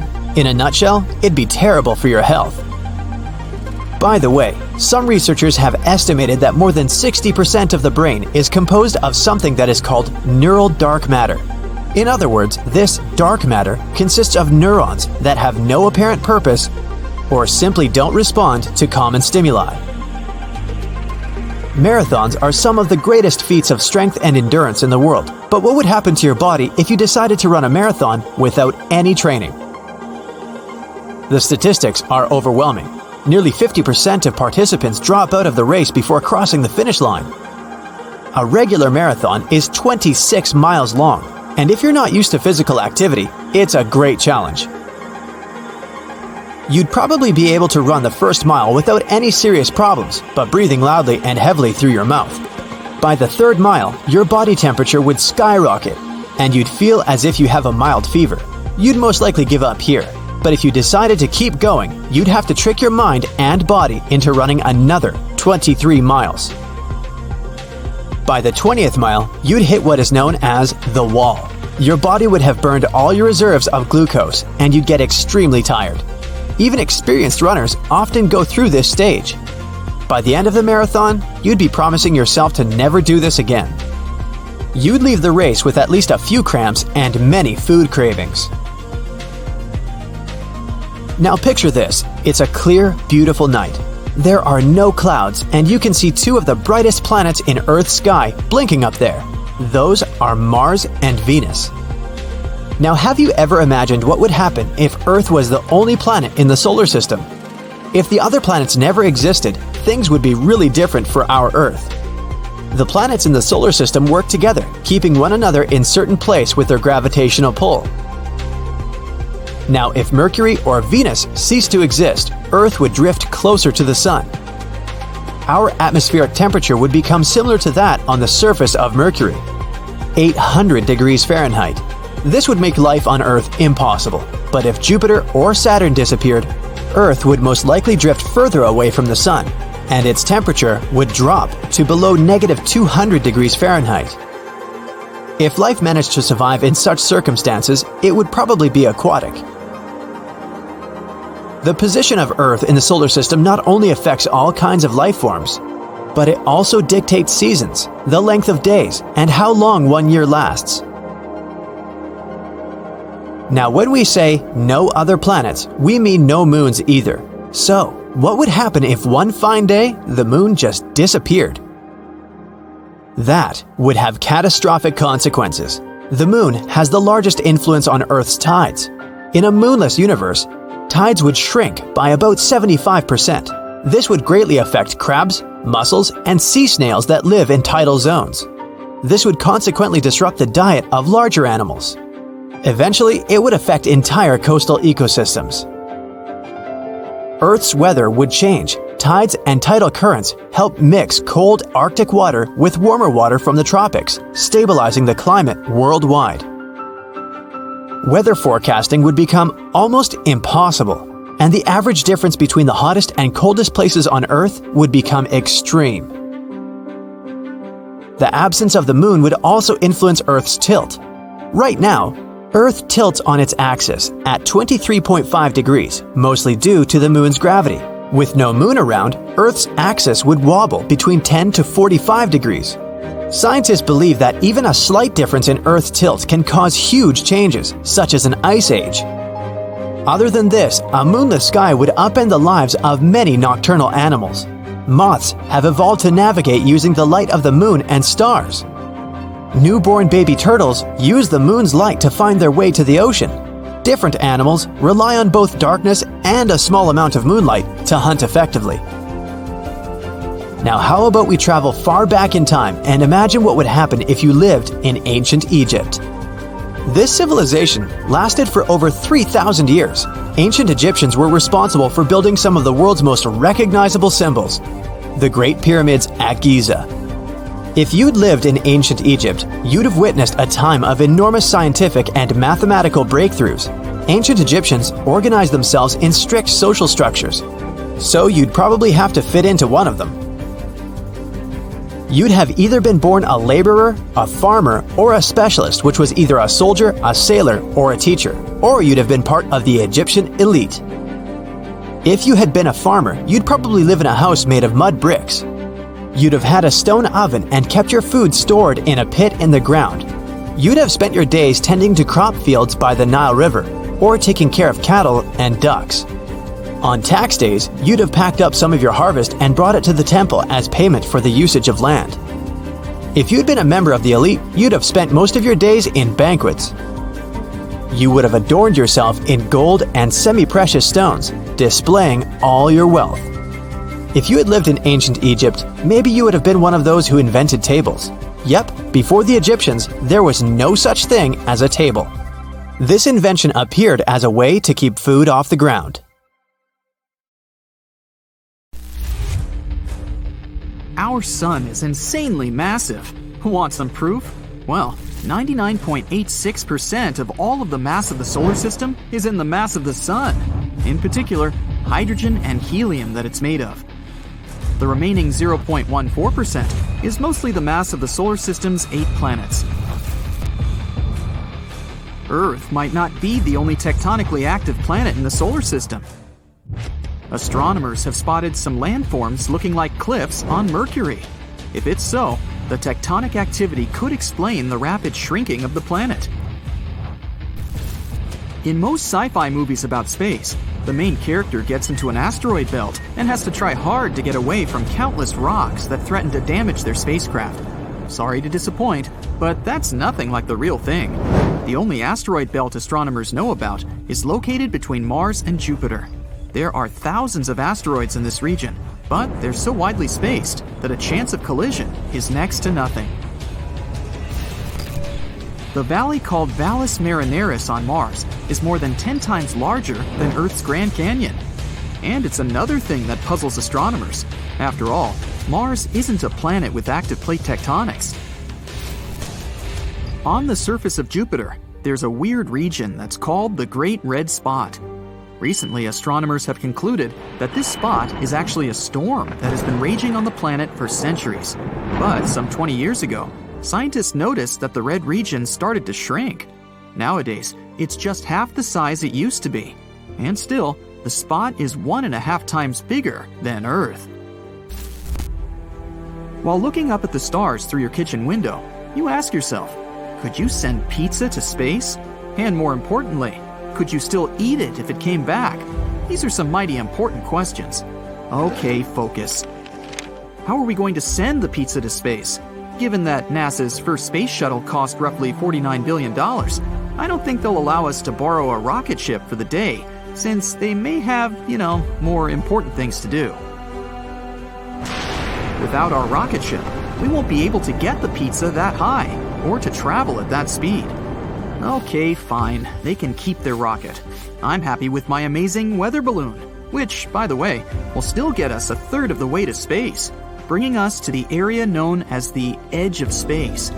Given that the atmosphere up there is so thin, about 1% of the pressure at ground level, it's really not that bad of a substitute for actual space for this test. I was never comfortable with being that far away from my dinner anyway, so this works much better for my food abandonment issues. To ensure we could find the pizza once it landed, we attached radio trackers to it before launching.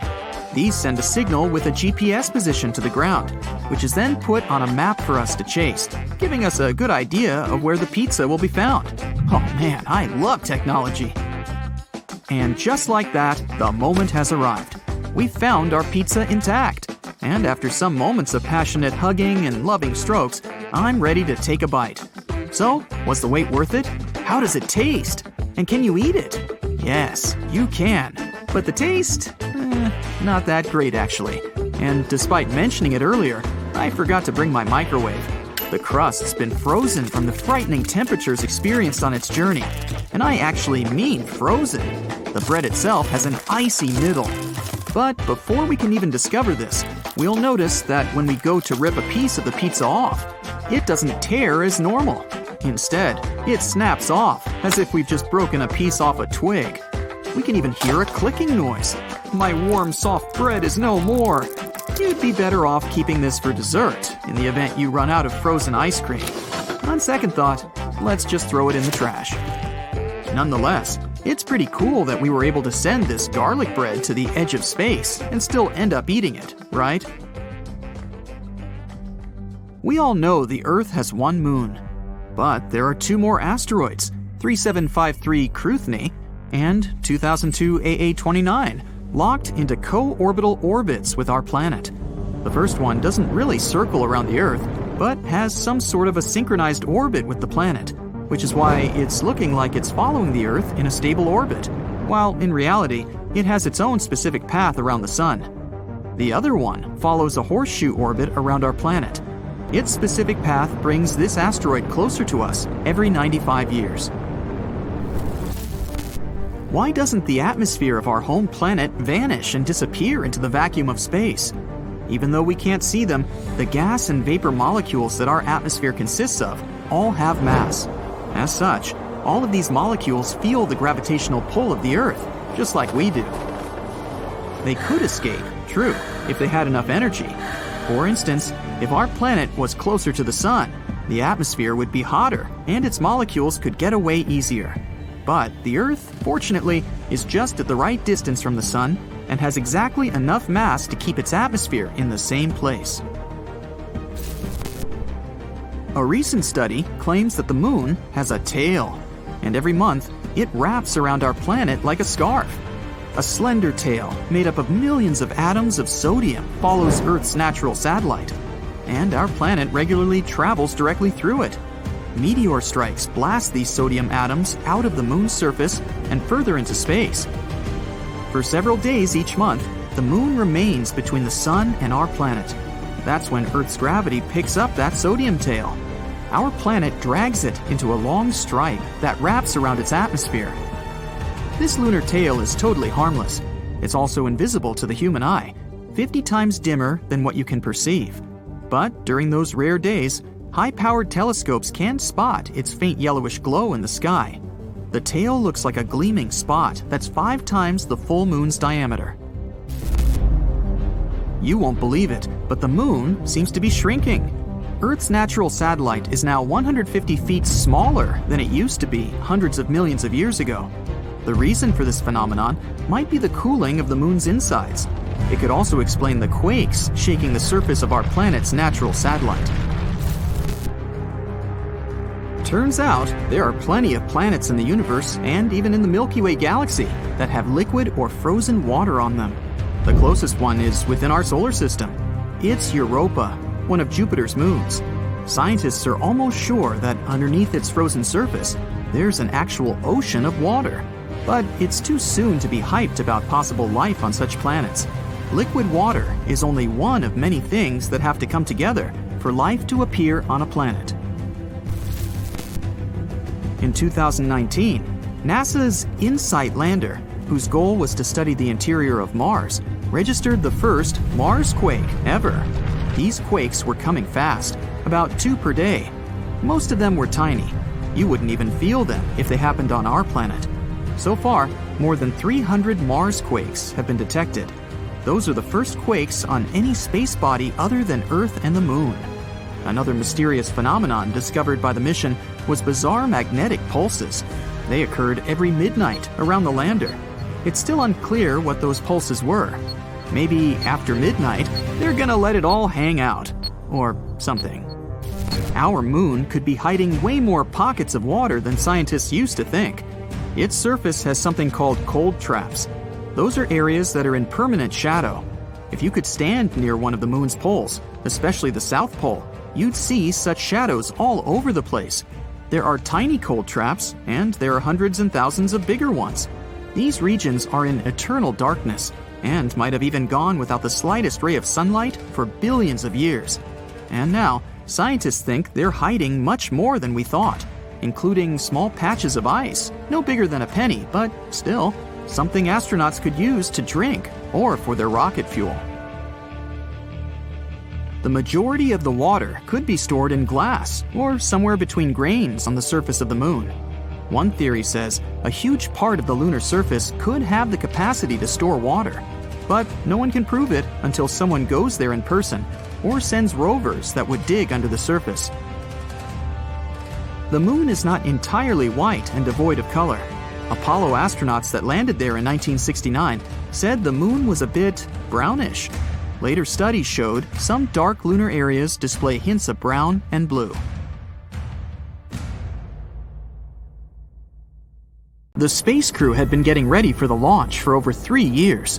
The preparations for landing on the strange planet included gathering and studying rock samples in the Grand Canyon, exploring ancient volcano formations in the Nevada National Security Site, and looking into gas and lava vents, lava lakes, and pit craters in various locations in Hawaii.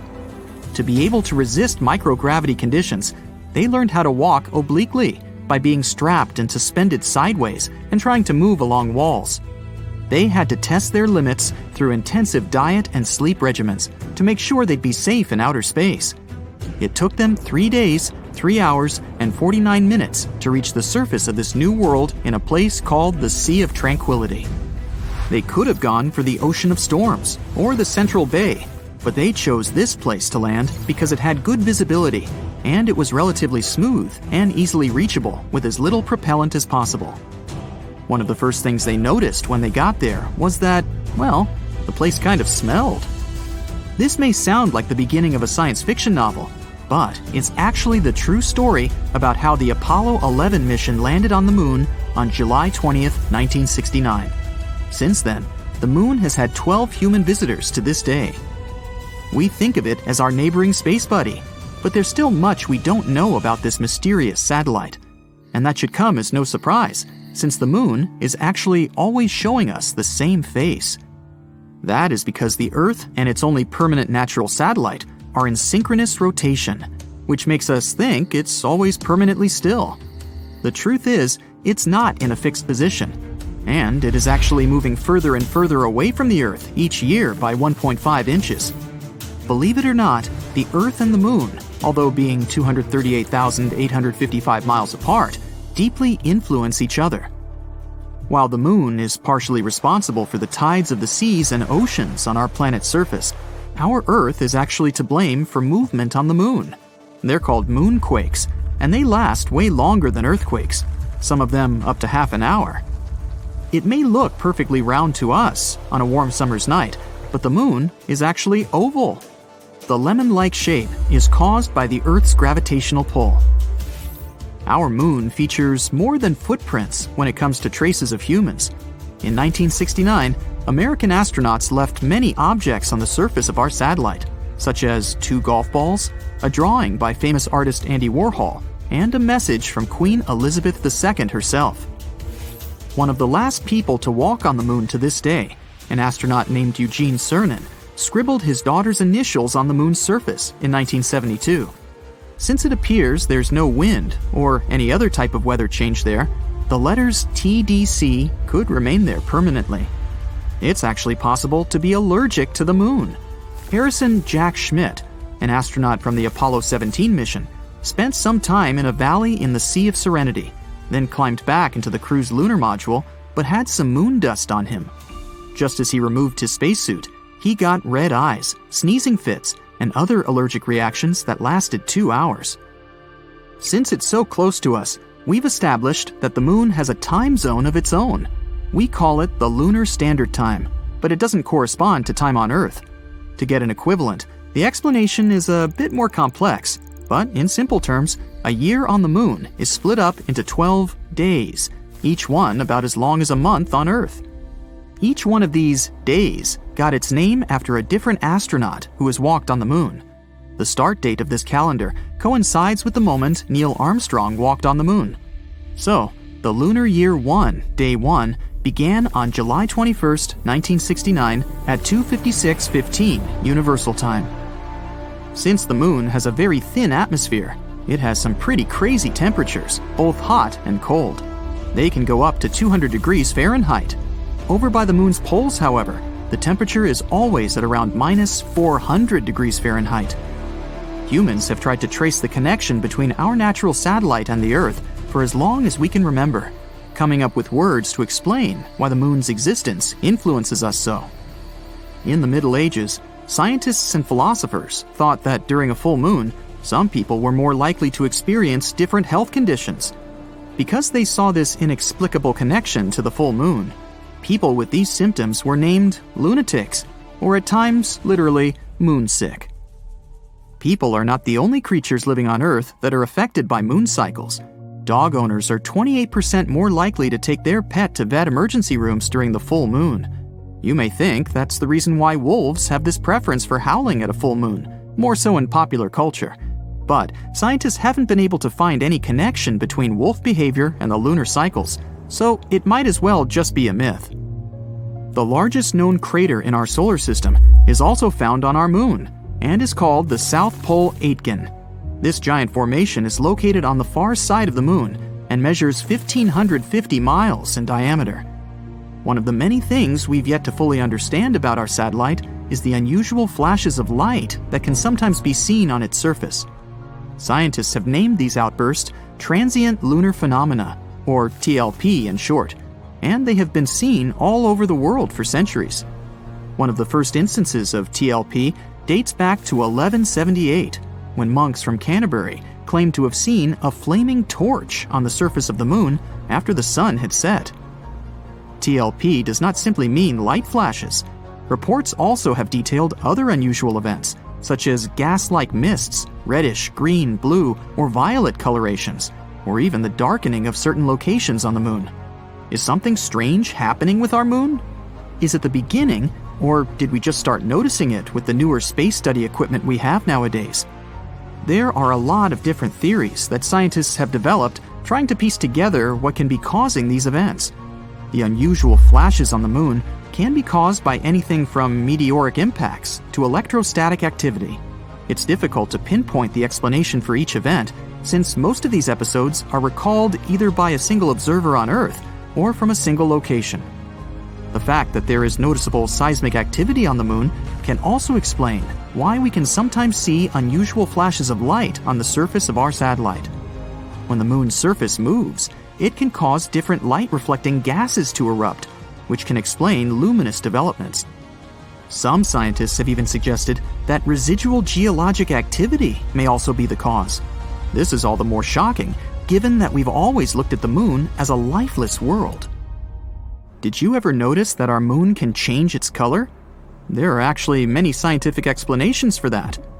The moon appears to be a brown-tinted gray when you look upon it from outside of the Earth's atmosphere. When gazed upon from the Earth's surface, the moon appears to change color depending on various phenomena. The moon seen near the horizon will most likely be yellow or red-tinted. The rarer, blue-colored moon indicates that you're looking at our satellite through an atmosphere carrying larger dust particles. The moon can even appear purple at times, but what causes this specific hue is still up for debate. The fact that we don't know exactly if or how much water there is on the moon's surface is not the main reason why we aren't already building houses up there. It seems that radiation actually has a lot more to do with it. Recent studies have shown that the moon's surface has a radiation rate 5 to 10 times higher than that you experience on a transatlantic passenger flight. That also means it's 200 times higher than the rate on the Earth's surface. In future lunar explorations, like the Artemis project for example, scientists need to take this into consideration, not to expose the astronauts. Named after Artemis, Apollo's sister, this program aims not only to place astronauts on the lunar surface in the future, but also to build some sort of an establishment there to study the moon in safe conditions. While the project started in 2017, the first planned mission is set for launch in summer 2022, with an estimated duration of 25 days. The space object, with no crew on board, is planned to reach lunar orbit and safely return with sufficient data for the next 4-person mission scheduled for May 2024. Artemis 3, 4, and 5 are expected to be launched in 2025, 2026, and 2027 respectively, each with a planned duration of approximately 30 days. Okay, show of hands. Who still believes that the sun goes around the Earth? Nobody. Oh, but everybody used to. It sure looks like it does. The sun comes up in the east, the sun goes down in the west. The sun comes up in the east again, so the sun goes around the Earth. It seems intuitively irrefutable, and it is so. But it's not true. The sun doesn't go around the Earth. Everybody knows that, but only now. So why do people still believe the moon goes around the Earth? It's not true either.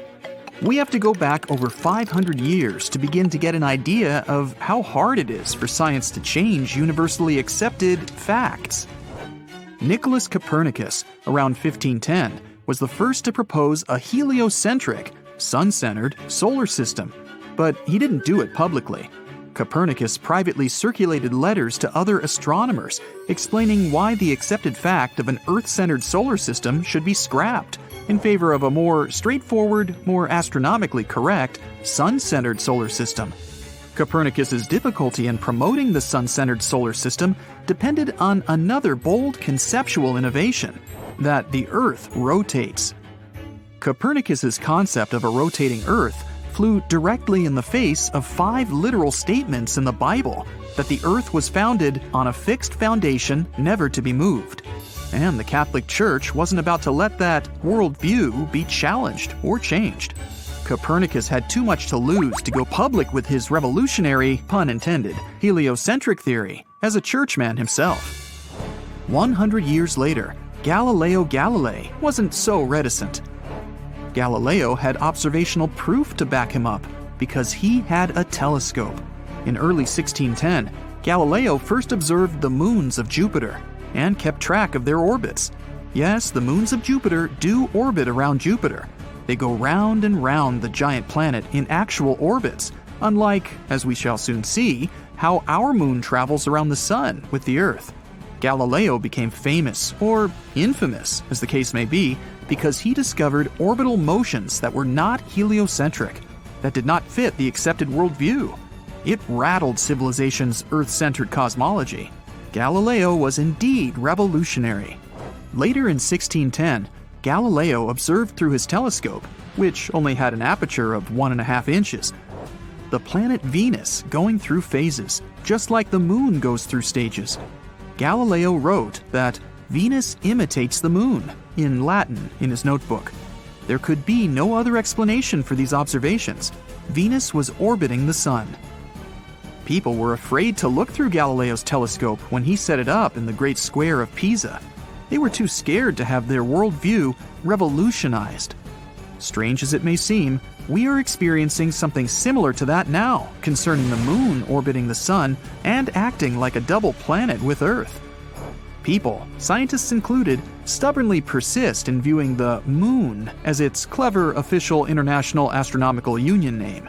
It's a moon of the Earth, orbiting around the Earth, showing its different phases throughout the lunar month, or moonth, as moon fans sometimes like to call the 29.5-day cycle of lunar phases.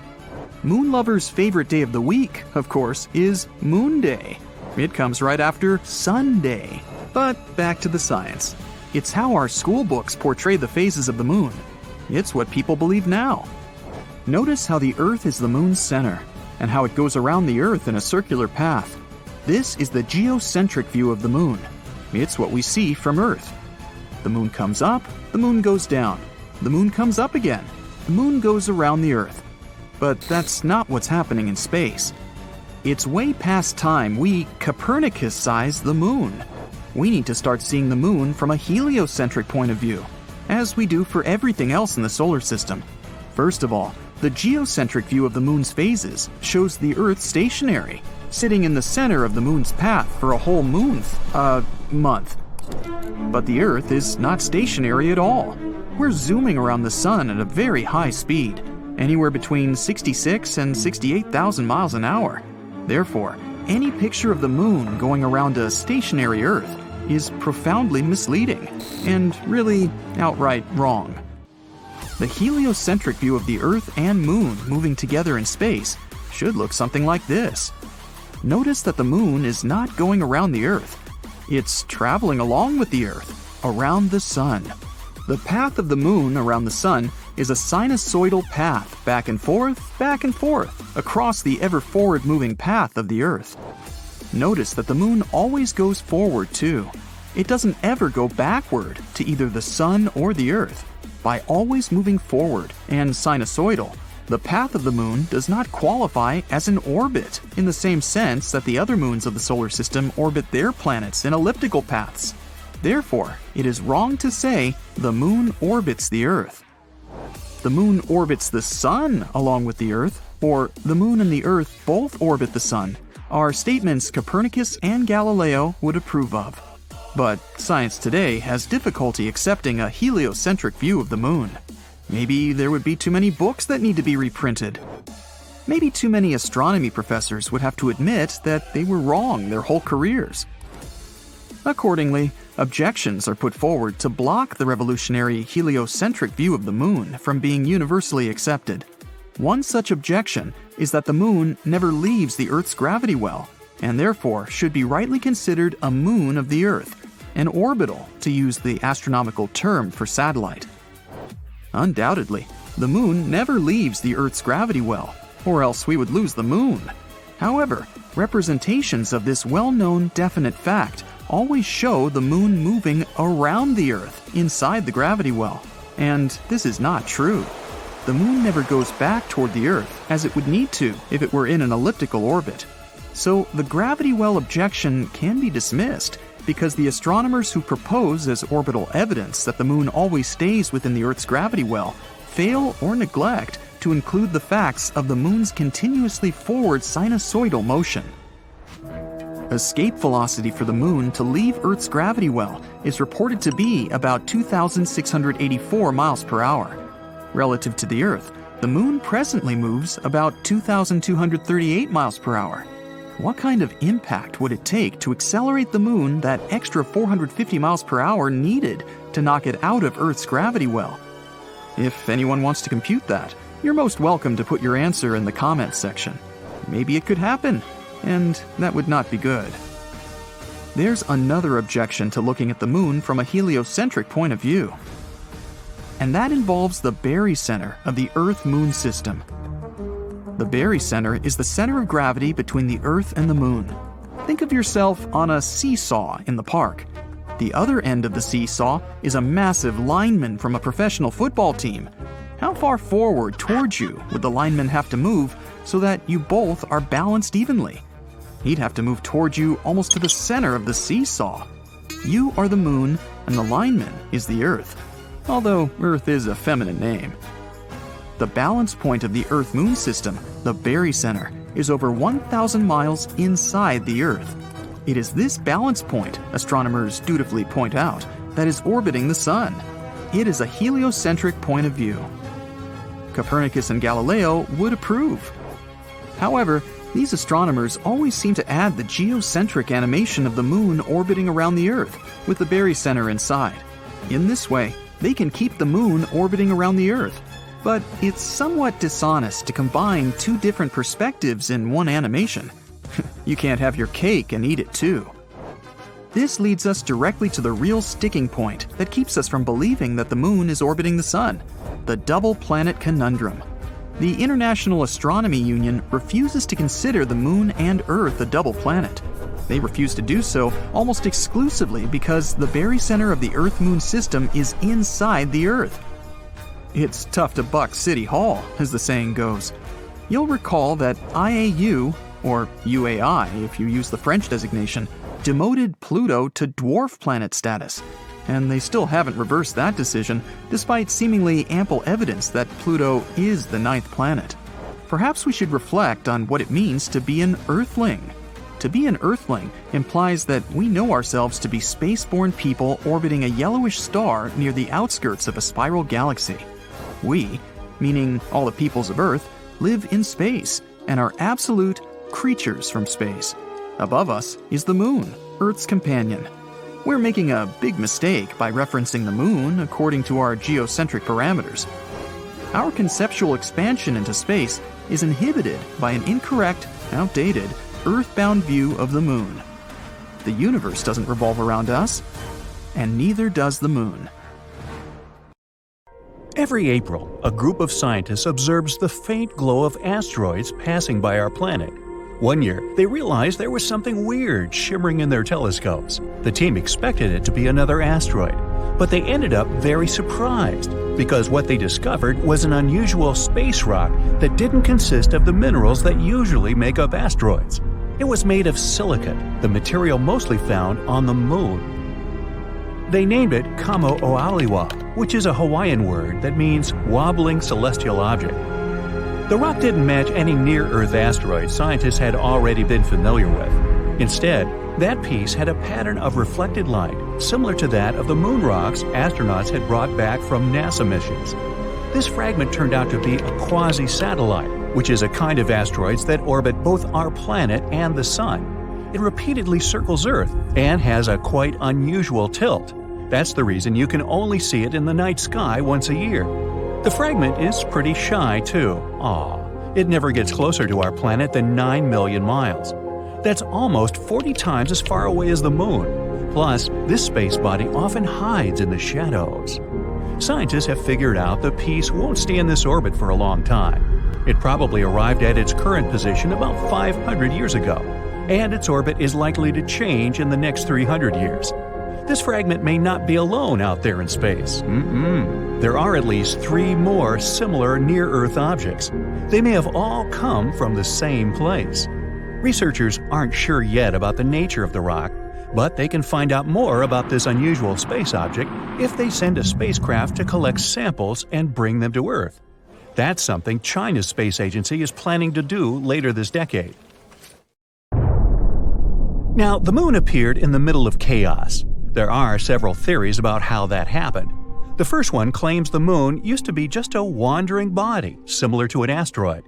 It formed somewhere in our solar system. Once, it approached too close to Earth and got captured by our planet's gravity. The second theory says that our planet was spinning so quickly that some material broke off and started circling around it. One of the largest pieces was the Moon. The third theory says that the Moon was formed at a time when our planet was going through its own formation process. But today, the most widely accepted theory goes like this. Once, a long, long time ago, but not in a galaxy far, far away. Earth collided with a Mars-sized planet. The debris and clouds of dust from the collision gathered around our planet and started circling it. Eventually, something that we today know as the Moon formed there. Apollo missions brought more than 1/3 of a ton of soil and rock from the lunar surface. These rocks showed that the Moon had mostly the same building materials as our planet. This might mean they have a common history. If the Moon had been formed somewhere else and had been eventually captured by the gravitational force of our planet, it would have a different composition. Also, if it had been created at the same time as our planet, or had once broken off, there would be the same minerals on both the Moon and Earth. But the minerals on the Moon contain less water.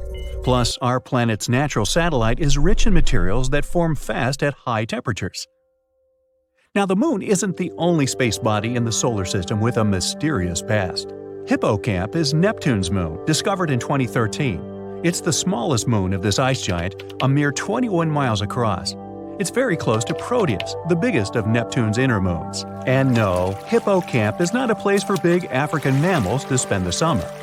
Scientists think Hippocamp probably formed from debris after Proteus collided with a comet. If Hippocamp had entered Proteus's orbit from some other place in our solar system, the bigger moon would have either swallowed it or booted the tiny moon away. But not even Proteus itself is among the first generation of Neptune's moons. It was formed from the remains of the planet's earliest system of moons. Those first moons were destroyed when Neptune captured Triton, currently the largest of its moons. The main evidence proving the collision was likely to happen is the fact that Triton circles around Neptune backward, unlike other moons orbiting the planet. Neptune captured Triton from the Kuiper Belt. That's an area filled with icy objects and rocky debris stretching beyond Uranus. That means Hippocamp is a third-generation moon, kind of like a second cousin twice removed or something. Now, the Sun also had a turbulent past. Our star appeared about 4.6 billion years ago. It's hard to study its early stages of life since that happened 50 million years before our planet was even formed. But recently, a team of researchers has discovered crystals that are over 4.5 billion years old. Hidden deep within meteorites, they've revealed some things about the past of our Sun. Before the planets were formed, our solar system had consisted of a central star and a massive disk of dust and hot gas spiraling around it. As the dust and gases cooled down, they turned into minerals, including the crystals found in the meteorites that landed on our planet. Those ancient materials were irradiated, unlike some younger substances. Researchers think something might have happened to the Sun after those crystals were formed. Perhaps the activity of our star was less intense then. Or maybe, for some reason, these younger materials couldn't travel to the areas where irradiation was possible. Dwarf planets give us a chance to sneak a peek into the ancient years of the solar system. Around 4 billion years ago, Jupiter's, Saturn's, and Neptune's gravitational forces joined. They sent asteroids and comets hurtling across the solar system, making them collide with different planets. All the dwarf planets from the Kuiper Belt, for example Pluto, Eris, Haumea, Makemake, have their own moons that likely formed after some powerful collisions. Icy debris in orbits similar to Haumea's, for example, can prove the theory of an ancient collision. The debris it created simply didn't have enough energy to float away from the dwarf planet's gravitational pull. Ceres, another dwarf planet, has ammonia-rich clays on its surface. Ammonia isn't stable at the temperatures prevailing on Ceres, but there's plenty of this substance in the outer solar system. It means that Ceres was probably formed in those outer parts and got kicked inward. After all, the gas giants were migrating a lot at those early stages of the solar system.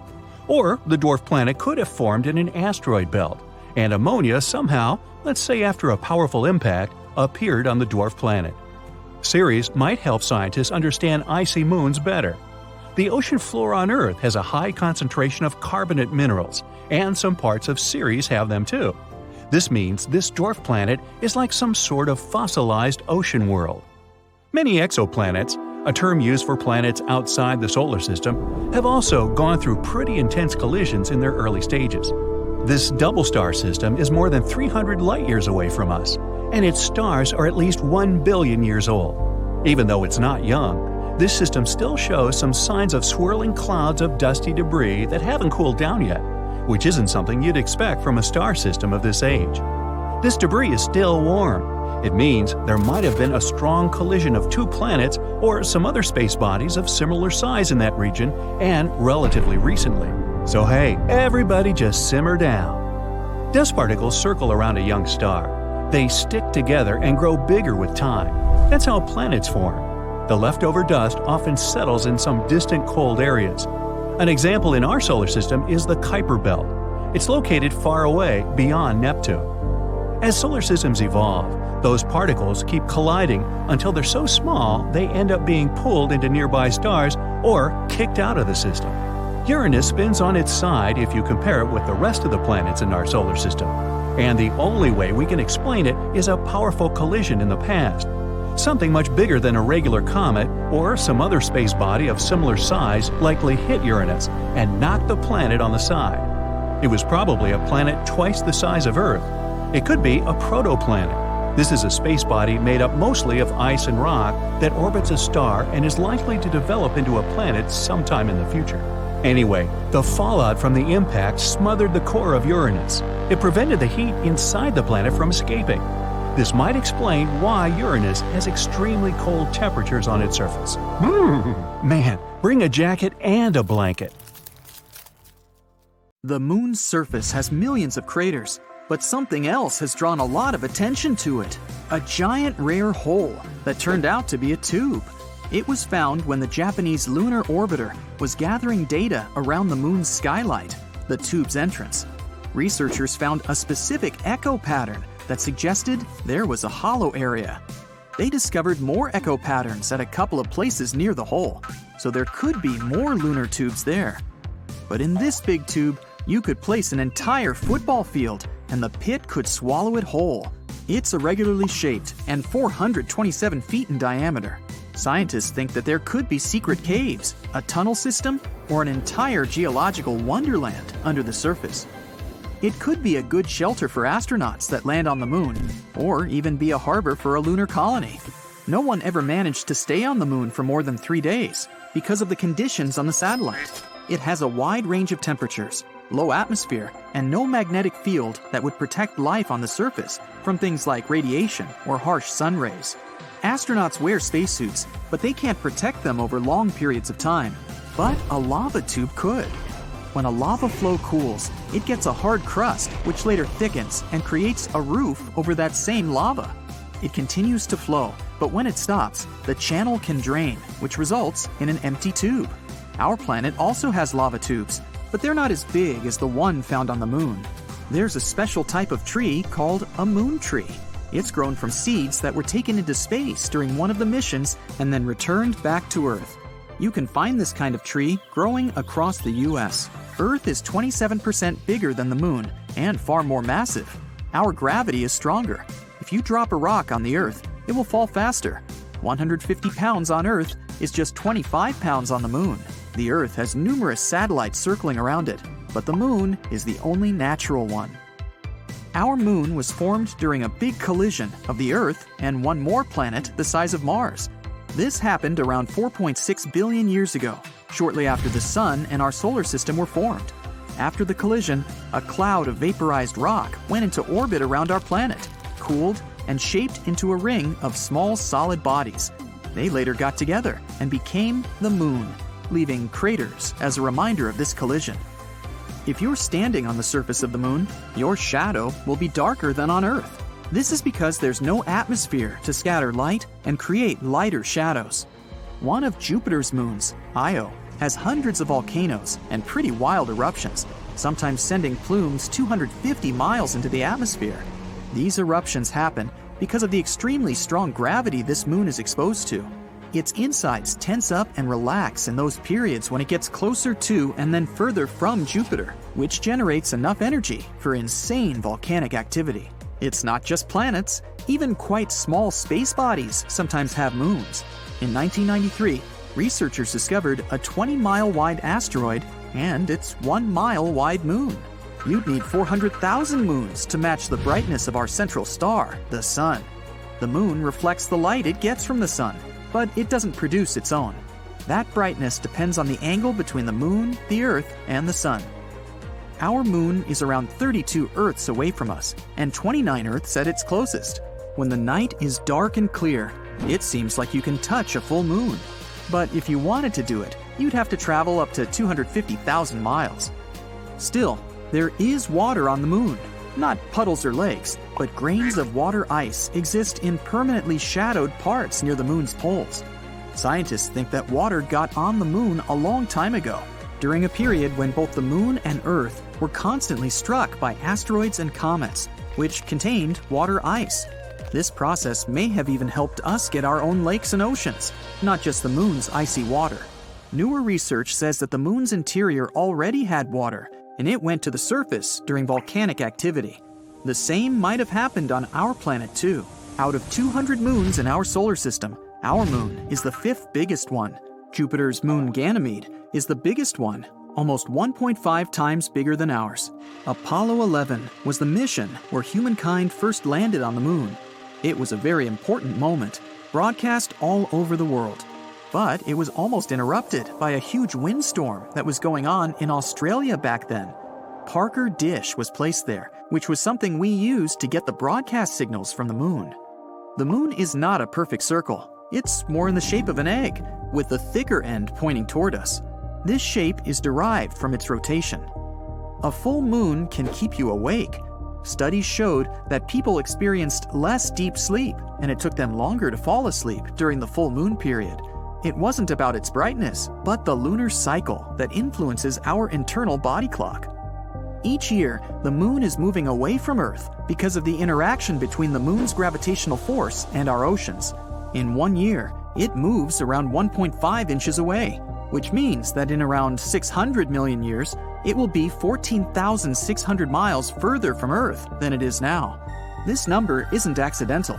That's the time when total solar eclipses will stop happening. Humankind hasn't set foot on the moon in a few decades, but footprints there are still fresh because there are no winds up there, so these tracks can stay there for millions of years. The moon has its own time zone called Lunar Standard Time.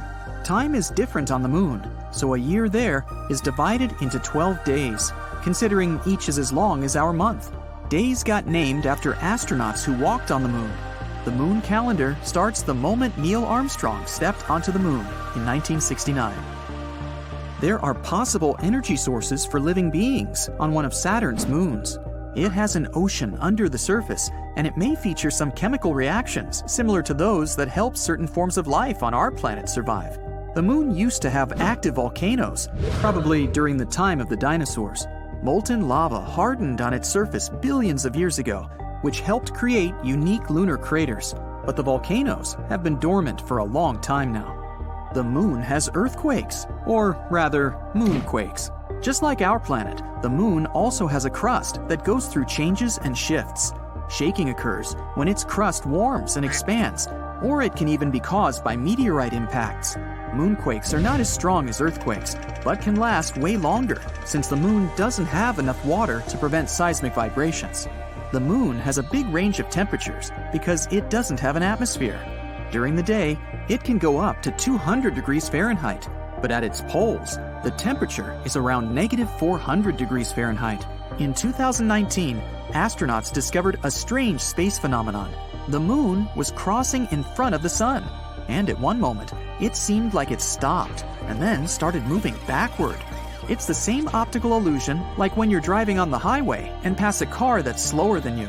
At one moment, as you move ahead, it may appear like it's going backward. The crust of the moon is not equally thick in all its parts. Some are up to 37 miles thick, while others are much thinner. The moon itself doesn't change colors. When sunlight goes through our atmosphere, it reflects off the moon and makes us see it as pink or red. Sometimes there are particles of dust sent into the atmosphere, and in combination with sunlight, they give the moon an orange glow.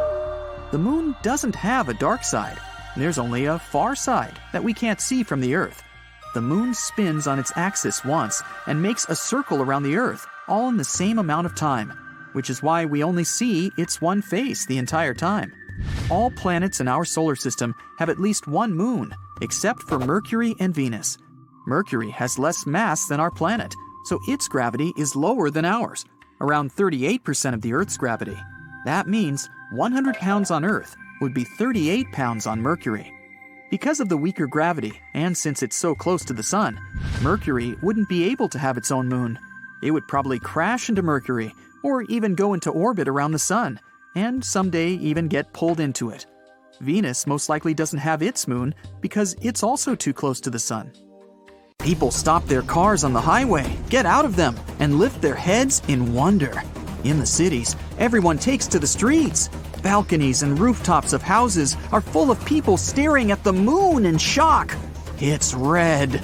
Some people scream that it's the end of the world. Some seek shelter. Indeed, the usual white moon now looks like it's been doused in red paint. There's no need to be afraid if you see such a thing. On the contrary, enjoy the view, because you have witnessed a rare astronomical phenomenon. This is a total lunar eclipse. Here's the Sun. It's in the center of our solar system. Mercury, Venus, and here's Earth and the Moon. The Earth takes 365 days to orbit around the star.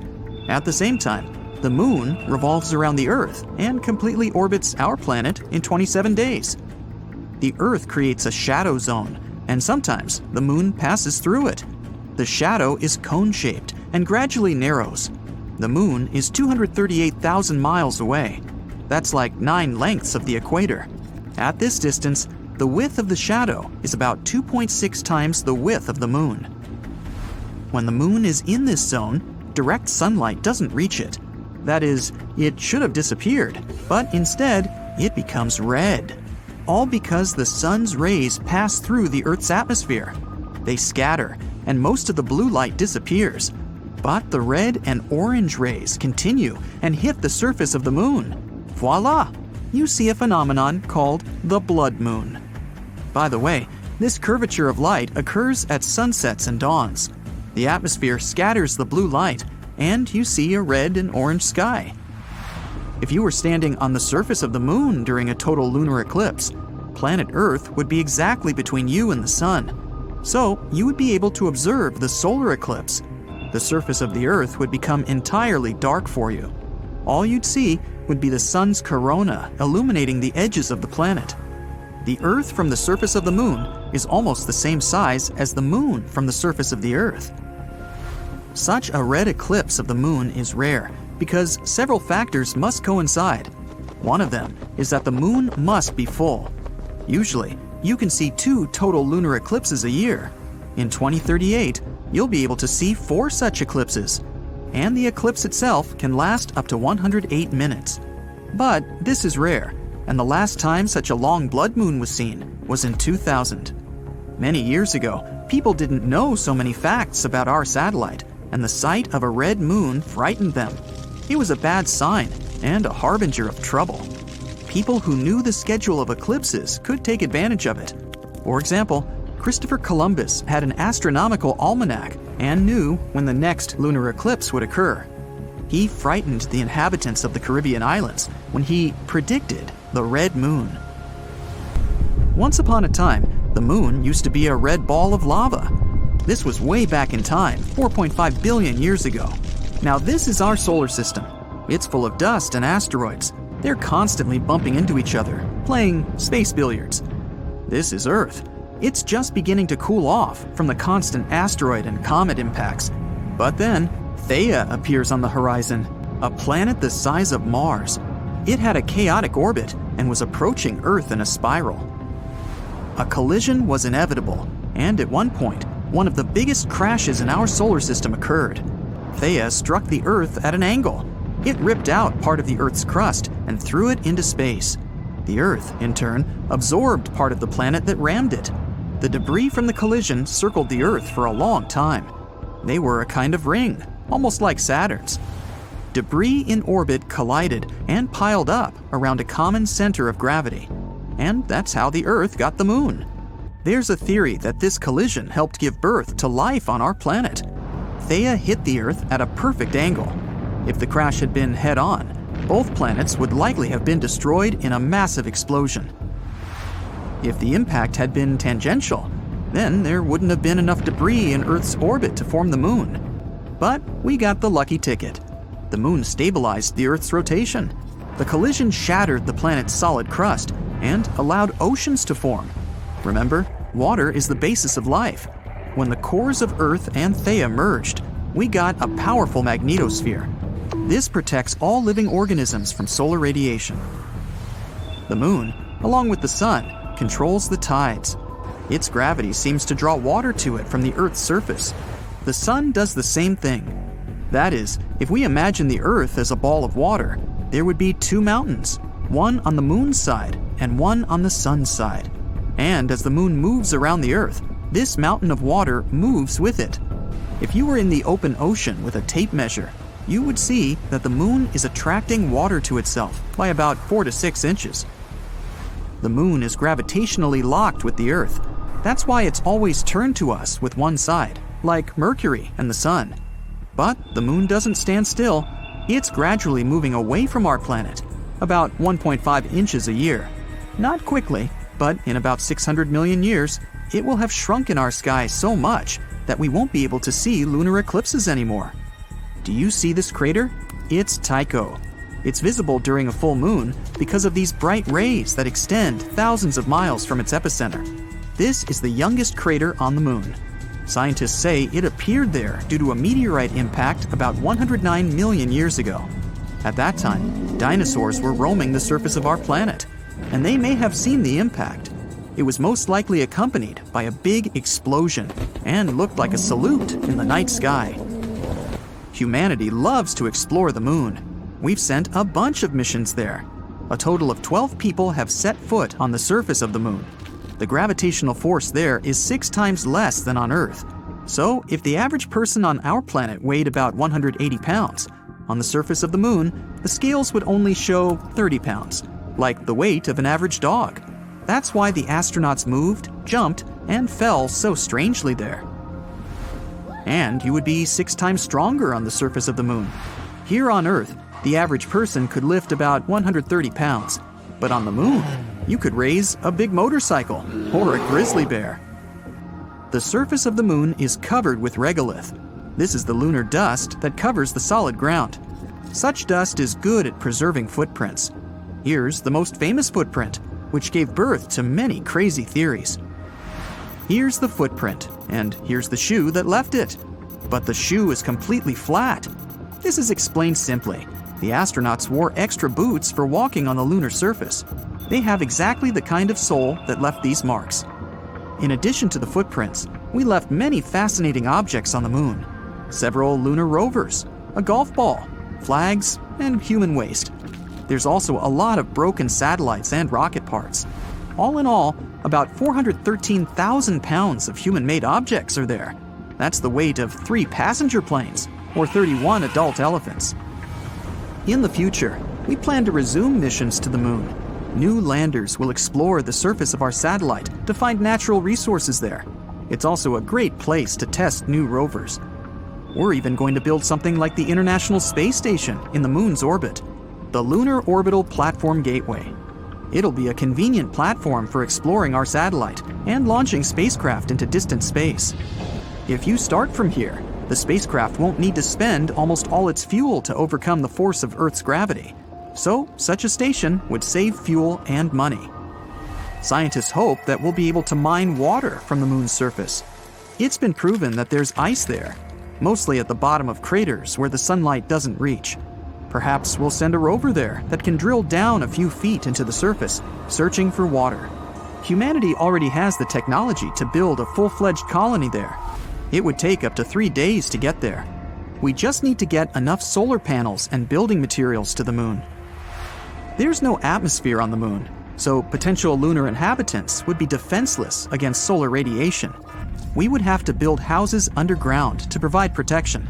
Modern 3D printers will help make construction easy and fast. However, food and water supplies can only be maintained by constant supplies from Earth. The same goes for oxygen. Each rocket launch costs millions of dollars, so for now, colonization of the moon is in question. The moon could also become an object for space tourism. Imagine a spaceship launches from Earth, 3 days on the road, and you're orbiting the moon. The lunar module undocks, and you land on the surface. You ride the rover, explore the craters, then return to the lander. The engines start, the lander returns you to orbit.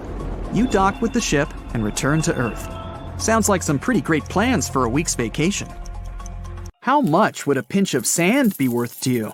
How about without the elements of gold or platinum mixed into it, just moon dust? A recent auction sold it for $500,000 for literally just a pinch of what's on the moon. But this apparently valuable minuscule amount of dirt was valued purely on its historical relevance.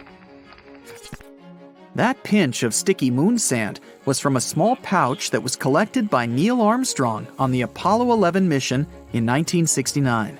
It was a huge piece of human history and a physical reminder of when man first landed on the moon, something taken from a place that no one else has ever been able to. Selling something from the moon opens a whole new debate around the legality of owning, using, and selling space resources from unclaimed parts of the solar system. Currently, the world abides by the 1967 Outer Space Treaty, which depicts the foundations of modern space law. This treaty, established so long ago, didn't predict the lucrative use of outer worlds for resource utilization. Although this treaty prevents anyone from claiming ownership of any new worlds, the potential value of these unclaimed territories is priceless. The moon is not only a stepping stone for future exploration into outer space, from which moon bases and possibly moon cities will one day thrive. For this purpose, humans will need to develop shipping bays and factories to support carriers to cross into new worlds. This project will need some good investments. Mining stations will provide the economy of the hypothetical moon city. There will be infrastructure and transportation to the moon and back again. All of this will cost a lot, way more than a reminder of when man first walked on the moon. So, apart from moon dust, what else could be valuable on the moon? There is value in the resources on the moon. We don't know the exact numbers, but it's estimated that there is more than was thought in the past. The Earth's natural satellite is believed to be abundant with iron, nickel, and cobalt, amongst many more. These minerals provide the potential for building Moon City itself. Just as in human history, cities around the world are a reflection of what resources are in abundance in their surroundings, and Moon City will be the same in that way. A gray city, walls made with metal, iron dust, and a lunar sand concrete, with great windows made from the unlimited sand available. The moon is also rich in silicon, an important ingredient in producing solar panel arrays. There's calcium to be used to fabricate the silicon-based solar cells, along with other ingredients found there, like titanium oxide, iron, and aluminum. The long dormant lunar magma ocean residing under its surface holds magnesium. It's especially prominent within the lower crust and is useful for many purposes, most importantly for alloys with expected space travel.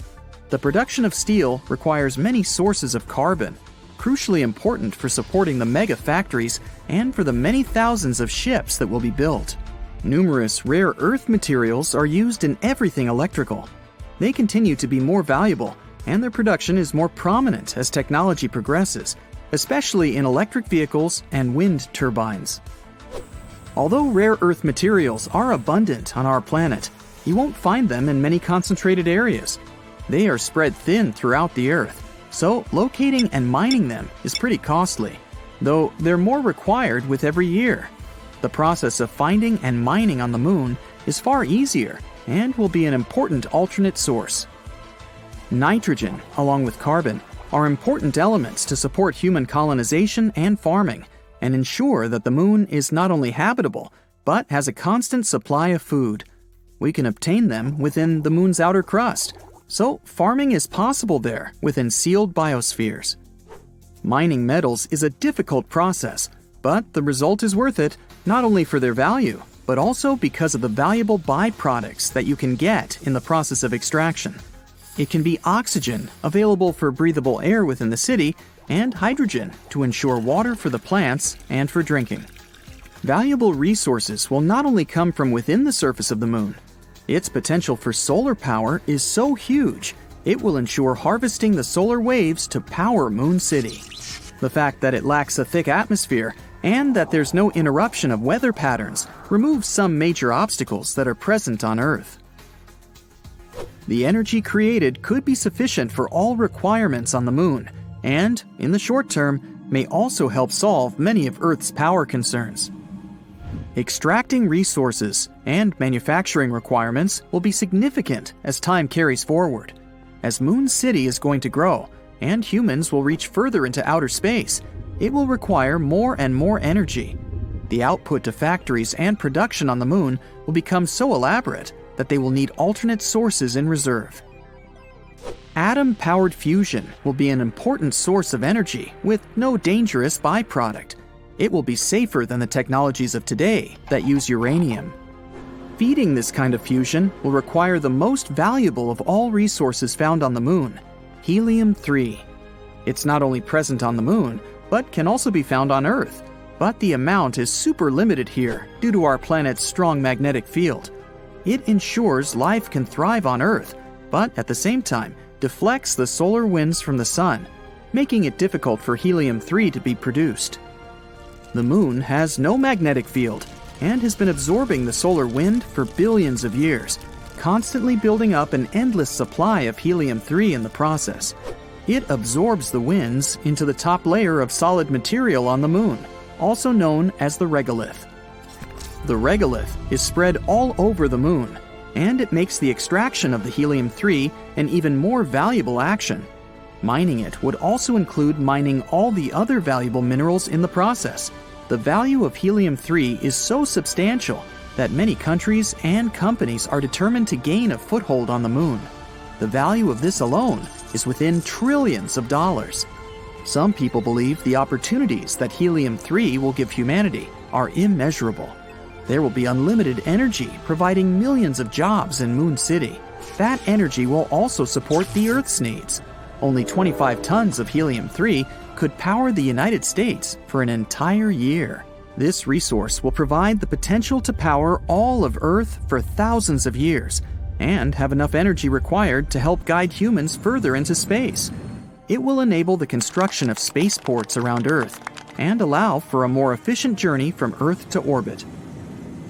From there, people will be transferred to shuttles destined for other locations throughout the solar system. The lengths of spaceflight will be reduced significantly, creating more frequent flights toward Mars. Further ports will be erected around its orbit, supporting new colonies to reside on its surface. Mining colonies with the support of endless energy will spread throughout the red planet, with more valuable resources residing within its red soil. This new age of colonization in the solar system will cause a domino effect as it continues to push further, advancing with every generation of vessels developed. Travel will get more and more efficient as the helium-3 will continue to assist in advancing the technology of spacefaring ships. Outposts of all purposes will develop on the moons of Jupiter and Saturn, from researching for potential habitability for life on Europa or Enceladus, to continuing the tradition of extracting valuable resources in every location. The Moon will continue to find ways to provide the energy that's needed for terraforming new worlds. It will assist in warming Mars and powering an artificial magnetic field. It will also help with constructing a large reflector that will be able to cool down Venus.